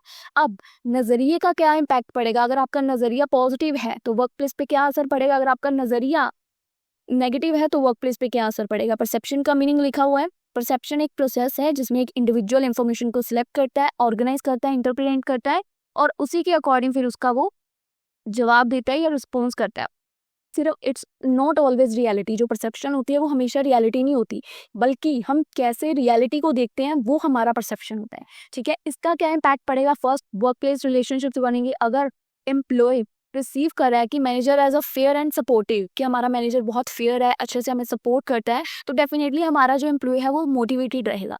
बट अगर वो सोच रहा है कि मतलब उसका परसेप्शन है कि यार हमारा मैनेजर ना फेवरिज्म है, वो बायस्ड है, मतलब भेदभाव करता है, तो ऑब्वियस है हमारे स्टाफ को डीमोटिवेट फील होगा, उनको ऐसा फील होगा कि उनका ट्रस्ट लूज हो रहा है। सेकेंड इम्पैक्ट क्या पड़ेगा? मोटिवेशन और जॉब सेटिस्फेक्शन के ऊपर। अगर एम्प्लॉय को रिसीव कर रहा है कि रिवॉर्ड सिस्टम, एम्प्लॉय को लग रहा है कि जो हमारी कंपनी में रिवॉर्ड सिस्टम है वो बिल्कुल फेयर है, तो एम्प्लॉय की जॉब सेटिस्फेक्शन इंक्रीज होगी। ये आपका नजरिया है कि अगर आप देख रहे हो कि फेयर सिस्टम है, बट वही अगर आप सोच रहे हो कि प्रमोशन तो बायसनेस के बेस पे होते हैं, जो इनको अच्छा लगता है उनको प्रमोट कर देते हैं, तो परफॉर्मेंस आपकी डाउन जाएगी, आपकी लॉयल्टी डाउन जाएगी, आप कंपनी के प्रति लॉयल रह ही नहीं पाओगे। तो आपका नजरिया कि आप कैसे देख रहे हो। आप देख रहे हो कि मैनेजर हमारा फेयर है, या आप देख रहे हो कि मैनेजर बायस्ड है। आप देख रहे हो कि जो हमें रिवॉर्ड मिल रहा है वो फेयर सिस्टम पर मिल रहा है या बायसनेस पे मिल रहा है। तो उसी नज़रिए से आपका बिहेवियर डिपेंड करेगा, वैसे ही रिएक्ट करोगे जैसा एक्शन होगा, ठीक है। थर्ड, कम्युनिकेशन परसेप्शन अफेक्ट करेगा, आपका नज़रिया अफेक्ट करेगा कि आप कैसे मैसेजेस को रिसीव कर रहे हो और कैसे उसके फिर आगे आंसर्स डिलीवर कर रहे हो। जैसे कि एक managers feedback can be perceive as a helpful advice. मतलब मैनेजर ने कोई एडवाइस दी, उसका फीडबैक था, आप एक बंदे ने उसको समझा कि यार ये मेरे लिए हेल्पफुल एडवाइस है, पर दूसरा नहीं समझ रहा है कि ये तो मुझे क्रिटिसाइज कर रहा है। हर बंदे का सोचने का समझने का नजरिया अलग है। आपका परसेप्शन आपके बिहेवियर को कहीं ना कहीं इफेक्ट करेगा। इसी के बेस पे आपका बिहेवियर होगा कि आपका नजरिया क्या है, आप पॉजिटिव सोच रहे हो कि नेगेटिव सोच रहे हो। ऐसे ही नेक्स्ट क्या इम्पैक्ट है परफॉर्मेंस अप्रेजल। अगर एम्प्लॉय को लग रहा है कि जो अप्रेजल मिल रहा है ना, सबको परफॉर्मेंस अप्रेज की जा रही है, ये फेयर है, वो बंदा ही इसको डिजर्व करता था, उसी को मिली है, तो डेफिनेटली हर बंदा अपने हिस्से की मेहनत करेगा, हार्डवर्क करेगा, ताकि हमें भी वो मिल सके। पर अगर आपकी ये सोच है कि जो फेयर ने अप्रेजल मिला है ना, वो बंदा तो डिजर्व भी नहीं करता था, उसको दे दिया इन्होंने, ठीक है। तो आप निगलेक्ट करोगे हार्डवर्क को, आप बोलोगे छोड़ यार मैंने करना ही नहीं है हार्डवर्क, जब हमें पता है कि किसको ये अप्रेज करेंगे तो हम क्यों हार्डवर्क करें। आप डीमोटिवेटेड फील करोगे, ठीक है। नेक्स्ट इम्पैक्ट क्या है, अडेप्शन टू चेंज। हम एम्प्लॉयज कुछ होते हैं जो चेंजेस को परसीव करते हैं, जैसे कोई न्यू टेक्नोलॉजी आती है वो उसको अपॉर्चुनिटी की तरह देखते हैं, नई चीज़ें सीखने की कोशिश करते हैं। और उसी की जगह पे कुछ लोग ऐसे भी होते हैं जो नई अपॉर्चुनिटीज़ को थ्रेट की तरह देखते हैं, वो उसको एक्सेप्ट करने से मना कर देते हैं, रेजिस्ट करते हैं, नेगेटिव बिहेवियर शो करते हैं कि हम नई टेक्नोलॉजी को एक्सेप्ट नहीं करेंगे, ठीक है। इसी के साथ जो हमारा इम्पैक्ट है परसेप्शन का, वो भी क्लियर हो जाता है कि परसेप्शन का क्या इम्पैक्ट पड़ता है वर्क प्लेस के बिहेवियर पे। अब यहाँ पे एक कंबाइंड रोल बताया गया है पर्सनैलिटी और परसेप्शन का। देखिए दोनों ही फैक्टर्स वर्क टुगेदर, एक मतलब एक साथ वर्क करते हैं किसी भी इंसान के बिहेवियर को शेप करने के लिए। अगर आपकी पर्सनैलिटी कॉन्फिडेंट है, confident personality plus positive perception of manager, कहीं ना कहीं आप मोटिवेटेड और एक लॉयल वर्कर बनोगे। अगर आपकी पर्सनैलिटी कॉन्फिडेंट है प्लस पॉजिटिव आपका परसेप्शन है, नजरिया है, तो मोटिवेशन आएगी। बट इसी के ऑपोजिट, कॉन्फिडेंट के ऑपोजिट अग्रेसिव पर्सनैलिटी है आपकी, आप लड़ाई झगड़े वाले इंसान हो और आपका परसेप्शन नजरिया भी नेगेटिव है, तो लड़ाई झगड़े होंगे, पुअर टीम वर्क होगा। सो इन शॉर्ट में पर्सनैलिटी डिसाइड करेगी कि how I am, and perception decide करेगा कि how I see the world, कि मैं कैसे दुनिया को देखता हूँ। So that's totally on to you कि आपकी पर्सनैलिटी कैसी होगी, आपका नजरिया क्या होगा, आप पॉजिटिव इंसान बन के रहोगे या नेगेटिव, ठीक है। अब इसी के बाद देखिए कि इंपॉर्टेंस क्यों है मैनेजर के लिए, यानी कि परसेप्शन और पर्सनैलिटी दोनों क्यों इंपॉर्टेंट है। मैनेजर को इन फैक्टर को समझना चाहिए, क्योंकि ये उनके लिए मदद करेगा सही बंदे को सही जॉब पे असाइन करने के लिए, right person at the right job. अगर कोई एक्सट्रोवर्ट बंदा है उसको सेल्स में बिठाओ, अगर कोई इंट्रोवर्ट बंदा है तो उसको रिसर्च डिपार्टमेंट में बिठाओ, ठीक है। इससे क्या होगा, कन्फ्लिक्ट कम होंगे, लड़ाई झगड़े कम होंगे, क्योंकि आप समझ पा रहे हो उनके पर नजरिया क्या है। इससे क्या होगा, कम्युनिकेशन इंप्रूव होगी, टीम वर्क इंप्रूव होगा, और मोटिवेशन डेफिनेटली बढ़ेगी, हर बंदा अपने काम से सेटिस्फाई होगा और उनकी परफॉर्मेंस और अच्छी होगी, दिन ब दिन वो अच्छे से अपने काम को कर पाएंगे। हमारे आज के लास्ट क्वेश्चन के ऊपर कि explain the components of attitude, how does N employees attitude affect their job performance. कैसे एक एम्प्लॉय का एटीट्यूड अफेक्ट करता है जॉब की परफॉर्मेंस को, वैल्यूज क्या है, आपको उसको डिफाइन करना है, एटीट्यूड से डिफरेंट कैसे है। तो 2024 में ये क्वेश्चन एग्जाम में पूछा गया है, तो आपको इसको बड़े ही ध्यान से सुनना है और समझने की कोशिश करनी है, ठीक है। सबसे पहले देखते हैं कि एटीट्यूड का मीनिंग क्या है। एटीट्यूड क्या होता है, attitude is a person's way of thinking, feeling and react कैसे कर रहा है किसी भी चीज़, सिचुएशन या आइडिया के प्रति। ये आपका ना इंटरनल माइंडसेट होता है जो आपको शेप करता है कि आप कैसे बिहेव करोगे आपके एटीट्यूड के बेस पे। Attitude is like the filter जो आपके ब्रेन में होता है, ब्रेन के थॉट्स में होता है, कि which you see and respond to the world, जिसके अकॉर्डिंग आप पूरी दुनिया को रिस्पॉन्स करते हो, ये आपका एटीट्यूड है, ठीक है। अब एग्जाम्पल के थ्रू इसको समझने की कोशिश करते हैं। जैसे कि टू एम्प्लॉयज हैं, given the same difficult task, दोनों को सेम डिफिकल्ट टास्क दिया गया। एक इंसान क्या कह रहा है कि आई कैन डू इट, दोनों को सेम टास्क दिया है। फर्स्ट वन कह रहा है कि मैं ये कर सकता हूँ, उसका ये पॉजिटिव एटीट्यूड है। दूसरा कह रहा है कि यार दिस इज इम्पॉसिबल, मेरे से तो नहीं होगा, ये है नेगेटिव एटीट्यूड। टास्क सेम था, डिफरेंट एटीट्यूड की वजह से दोनों के रिजल्ट डिफरेंट आए। तो एटीट्यूड का मतलब क्या होता है, थॉट्स, और आपकी फीलिंग्स प्लस उसके ऊपर आपके एक्शन बन जाता है आपका एटीट्यूड, कि आपका एटीट्यूड क्या है, आप क्या सोच रहे हो किसी चीज़ को लेके, पॉजिटिव नेगेटिव क्या। ठीक है, अब एटीट्यूड के कंपोनेंट्स क्या होते हैं। एटीट्यूड के 3 मेन कंपोनेंट्स हैं जिसको हम लोग बोलते हैं एबीसी मॉडल। एबीसी मॉडल क्यों बोलते हैं इसको, क्योंकि ए से अफेक्टिव कंपोनेंट यानी कि feelings, affect, this is about emotions और फीलिंग टुवर्ड समथिंग। आपके इमोशंस या फीलिंग्स किसी चीज़ के लिए है। First one is positive feeling like love, respect. ठीक है, आपको फील हो रहा है, ये आपका पॉजिटिव फीलिंग है। और नेगेटिव फीलिंग क्या आपको आ रही है कि hate, dislike, fear. Affective component है कि आपके इमोशंस, फीलिंग्स क्या है किसी चीज़ को लेके। जैसे कि example, if you love working in a team, आप एक टीम में काम करना मतलब आपको बहुत अच्छा लगता है। यू विल फील हैप्पी जब आपको कोई ग्रुप प्रोजेक्ट मिलता है। ठीक है, if you dislike public speaking, आपको टीम में वर्क करना बहुत अच्छा लगता है, आपको अच्छा लगता है जब आपको प्रोजेक्ट्स मिलते हैं। But if you dislike public speaking, you will feel nervous before a presentation. तो आपकी फीलिंग्स के ऊपर है, आपकी फीलिंग्स पॉजिटिव है या आपकी फीलिंग्स नेगेटिव है। अब आपकी पब्लिक स्पीकिंग को लेके फीलिंग्स नेगेटिव है, आप डिसलाइक करते हो, तो आप डेफिनेटली नर्वस होने वाले हो। बट आप, यही आपकी पॉजिटिव फीलिंग्स है कि यार मैं टीम में वर्क अच्छा करूंगा, तो यही आपकी पॉजिटिव फीलिंग्स है। तो अफेक्टिव कंपोनेंट सबसे पहला कंपोनेंट है एबीसी मॉडल का, ए से affective component. Second, behavioural component, यानी कि आपके एक्शंस क्या होंगे। फर्स्ट हमने देखी आपकी फीलिंग्स, सेकंड आपके एक्शंस क्या होंगे, how your attitude influence your actions और बिहेवियर, कि कैसे आपका एटीट्यूड आपके एक्शंस और बिहेवियर पे असर डालेगा। हमारे actions often reflect our feelings, हमारे जो एक्शंस हैं वो हमारी फीलिंग्स को रिफ्लेक्ट करते हैं। जैसे कि अगर आपका पॉजिटिव एटीट्यूड है तो what work, come on time, work with focus. तो आपका अगर पॉजिटिव एटीट्यूड है काम के प्रति, तो आप उस काम पे टाइम पे जाओगे और फोकस के साथ अपना काम कंप्लीट करोगे। बट यही अगर आपका आपके काम के लिए नेगेटिव एटीट्यूड है, तो आप हमेशा जॉब पे लेट पहुंचोगे, आप अपनी रिस्पॉन्सिबिलिटी से भागने की कोशिश करोगे। आपका बिहेवियर कैसा है, आपके पॉजिटिव एटीट्यूड के अकॉर्डिंग आप क्या एक्शन लेते हो, आपकी नेगेटिव एटीट्यूड की वजह से आप क्या एक्शंस लेते हो। फर्स्ट वन पॉइंट था एबीसी मॉडल के, ए से फीलिंग्स के ऊपर और बी से एक्शंस के ऊपर।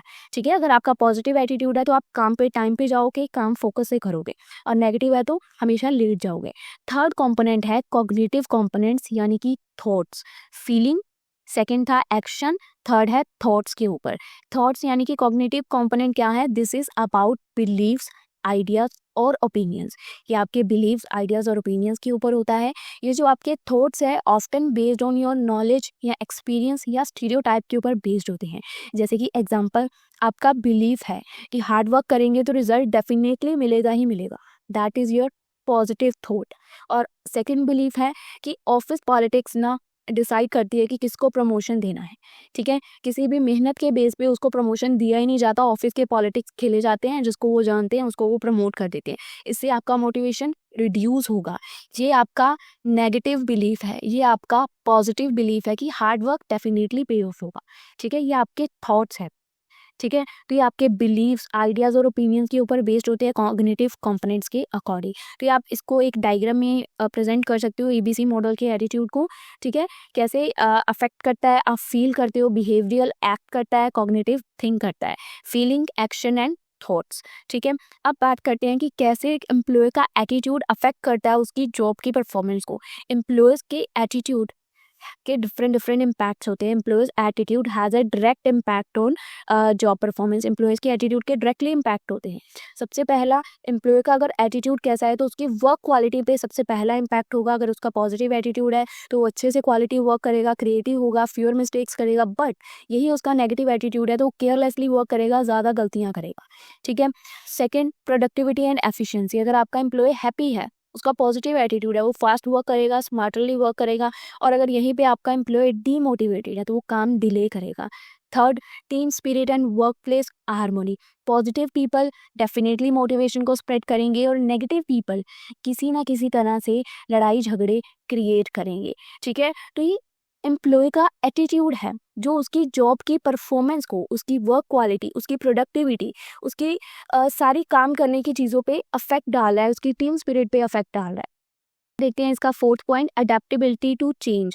अगर आपके एम्प्लॉय का पॉजिटिव एटीट्यूड है तो वो किसी भी तरह के चेंज को इजीली एक्सेप्ट कर लेगा और उससे नई स्किल्स को सीखने की कोशिश करेगा। बट उसका यहीं पे अगर नेगेटिव एटीट्यूड है तो वो चेंजेस को एक्सेप्ट करने से मना कर देगा। तो यहाँ पे रियल लाइफ एग्जांपल दी गई है, जैसे कि ड्यूरिंग कोविड-19 एम्प्लॉयज़ जिनका पॉजिटिव लर्निंग एटीट्यूड था उन्होंने क्विकली अडेप्ट किया कि हम लोग घर से ही काम करेंगे। पर जिनका नेगेटिव एटीट्यूड था उनको स्ट्रगल करना पड़ा, उनकी जॉब्स चली गई और मतलब उनको काफ़ी प्रॉब्लम्स की फेस करनी पड़ी क्योंकि उन्होंने नई चीज़ों को अडेप्ट नहीं किया। ठीक है, तो अब इसी के साथ ये हमारा एटीट्यूड वाला टॉपिक कंप्लीट हो जाता है। अब बात करते हैं कि वैल्यूज़ क्या होती हैं। Meaning of values, values are deeply held beliefs, जो आपके बिलीव्स होते हैं कि क्या चीज़ सही है, क्या चीज़ गलत है, क्या चीज़ इंपॉर्टेंट है और क्या चीज़ अनइम्पॉर्टेंट है। ये हमें गाइड करती है कि क्या हमारी चॉइसेस होंगी, क्या हमारी प्रायोरिटीज़ होंगी। अगर सिंपल वर्ड्स में बोलें तो values are like the compass inside us, जो कि हमें गाइड करती है हमारे लाइफ डिसीजंस के बारे में। ठीक है, जो हमारे अंदरूनी होते हैं, हमारे खुद के बिलीव्स होते हैं, जो हमें डिसाइड करने में मदद करती हैं, हमें गाइड करती हैं कि हमें हमारे कौन से डिसीजंस कैसे लेने चाहिए। वैल्यूज़ की एग्जांपल है, हमारी वैल्यूज़ हैं कि हम हमेशा ऑनेस्ट रहेंगे, हम सबकी रिस्पेक्ट करेंगे, हम हार्ड वर्क करेंगे और हम सच्चाई से अपना काम करेंगे। ये हमारी कुछ वैल्यूज़ हैं जिनको हम लोग फॉलो करते हैं। ठीक है, अब डिफरेंस बताना है एटीट्यूड और वैल्यूज़ के बीच में। सबसे पहला डिफरेंस, मीनिंग बता दो। एटीट्यूड क्या है? वे ऑफ थिंकिंग, कैसे आप फील करते हो, कैसे बिहेव करते हो। और वैल्यूज़ आपके डीप बिलीव्स होते हैं कि क्या सही है, क्या गलत है। नेचर, एटीट्यूड का नेचर क्या होता है कि एटीट्यूड है आपका एक्सपीरियंसेस के साथ चेंज होता रहता है। बट वैल्यूज़ क्या है? ये आपकी स्टेबल होती हैं, ये लॉन्ग टर्म के लिए होती हैं, एक्सपीरियंसेस के साथ चेंज नहीं होती हैं। एग्जांपल है जैसे एटीट्यूड की, आई एन्जॉय वर्किंग लेट, कि मैं, मेरा एटीट्यूड है कि मैं लेट वर्क एन्जॉय कर रहा हूँ। और वैल्यूज़ क्या है कि हार्ड वर्क इंपॉर्टेंट है। ठीक है, वैल्यूज़ क्या कह रही है कि हमारा हार्ड वर्क इंपॉर्टेंट है, हम गलत तरीके से काम नहीं कर सकते। इन्फ्लुएंस, हमारा जो एटीट्यूड है हमारे डेली बिहेवियर से इन्फ्लुएंस होता है, कहीं न कहीं असर डालता है। और वैल्यूज़ हमारे लाइफ के गोल्स और एथिक्स के ऊपर बेस्ड होती है। ये लाइफ के हमारे गोल्स या एथिक्स हमारी वैल्यूज़ को कहीं न कहीं असर डालते हैं। सिंपल ट्रिक है, अगर आपकी वैल्यूज़ हैं, वैल्यूज़ कहीं न कहीं आपकी, जैसे घर है तो घर की नींव है वो वैल्यूज़ होती हैं। और एटीट्यूड जो आप उसके ऊपर फाउंडेशन, नींव के ऊपर जो भी डेकोरेशन करते हो, दीवारें खड़ी करते हो या जो भी घर में काम करवाते हो, डेकोरेशन करते हो, वो आपका एटीट्यूड है। तो अगर आप इसको ऐसे समझना चाहें तो ऐसे समझ सकते हैं, वैल्यूज़ आपकी नींव है और एटीट्यूड आपका ऊपर से खड़ी की हुई दीवारें, जो कि शेप करेंगी, जैसे आप अपने घर को शेप करते हो। ठीक है, जड़ें वही रहेंगी। Your values shape your attitude, आपका फाउंडेशन शेप करेगी कि आपका घर कैसा डेकोरेट होगा। अगर आपकी फाउंडेशन छोटी जगह, छोटा घर बनेगा, बड़ी जगह बड़ा घर बनेगा। आपकी वैल्यूज़ डिपेंड करेंगी कि आपका एटीट्यूड कैसा होगा।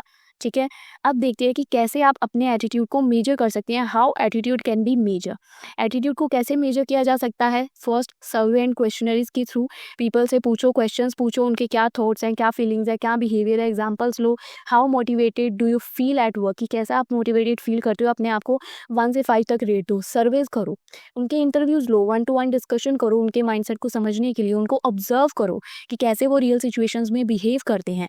सेल्फ रिपोर्ट टेस्ट दो, पीपल आंसर ऑनेस्टली, अपनी फीलिंग्स के बारे में वो अच्छे से ऑनेस्टली आंसर करते। साइकोलॉजिकल मेजर करो उनके हार्ट रेट को, फेशियल एक्सप्रेशंस को, बॉडी लैंग्वेज को। सर्टेन सिचुएशंस के अकॉर्डिंग आप उनको पूरी तरह से क्वेश्चन कर सकते हो। फाइनल थॉट अगर आप समझने की कोशिश करेंगे, अ पॉजिटिव एटीट्यूड, अगर आपका एटीट्यूड पॉजिटिव है और आपकी वैल्यू स्ट्रॉन्ग है तो आपकी हाईएस्ट परफॉर्मेंस होगी और आपको सक्सेस मिलेगी ही मिलेगी। सो जैसे वो कहते हैं ना कि आपका एटीट्यूड ही डिटरमाइन करेगा आपके एल्टीट्यूड को। तो आपको वही चीज़ समझनी है और इसी के साथ हमारी वीडियो हो जाती है ख़त्म। सो आई होप आप लोगों को वीडियो अच्छे से क्लियर है। अगर आप लोगों को कुछ भी डाउट्स हैं तो आप लोग कमेंट सेक्शन में बता सकती हैं। अदरवाइज़ आप लोगों को अगर इस वीडियो को आप लोग इसकी हेडिंग्स देके नोट्स को प्रिपेयर ज़रूर कर लीजिएगा।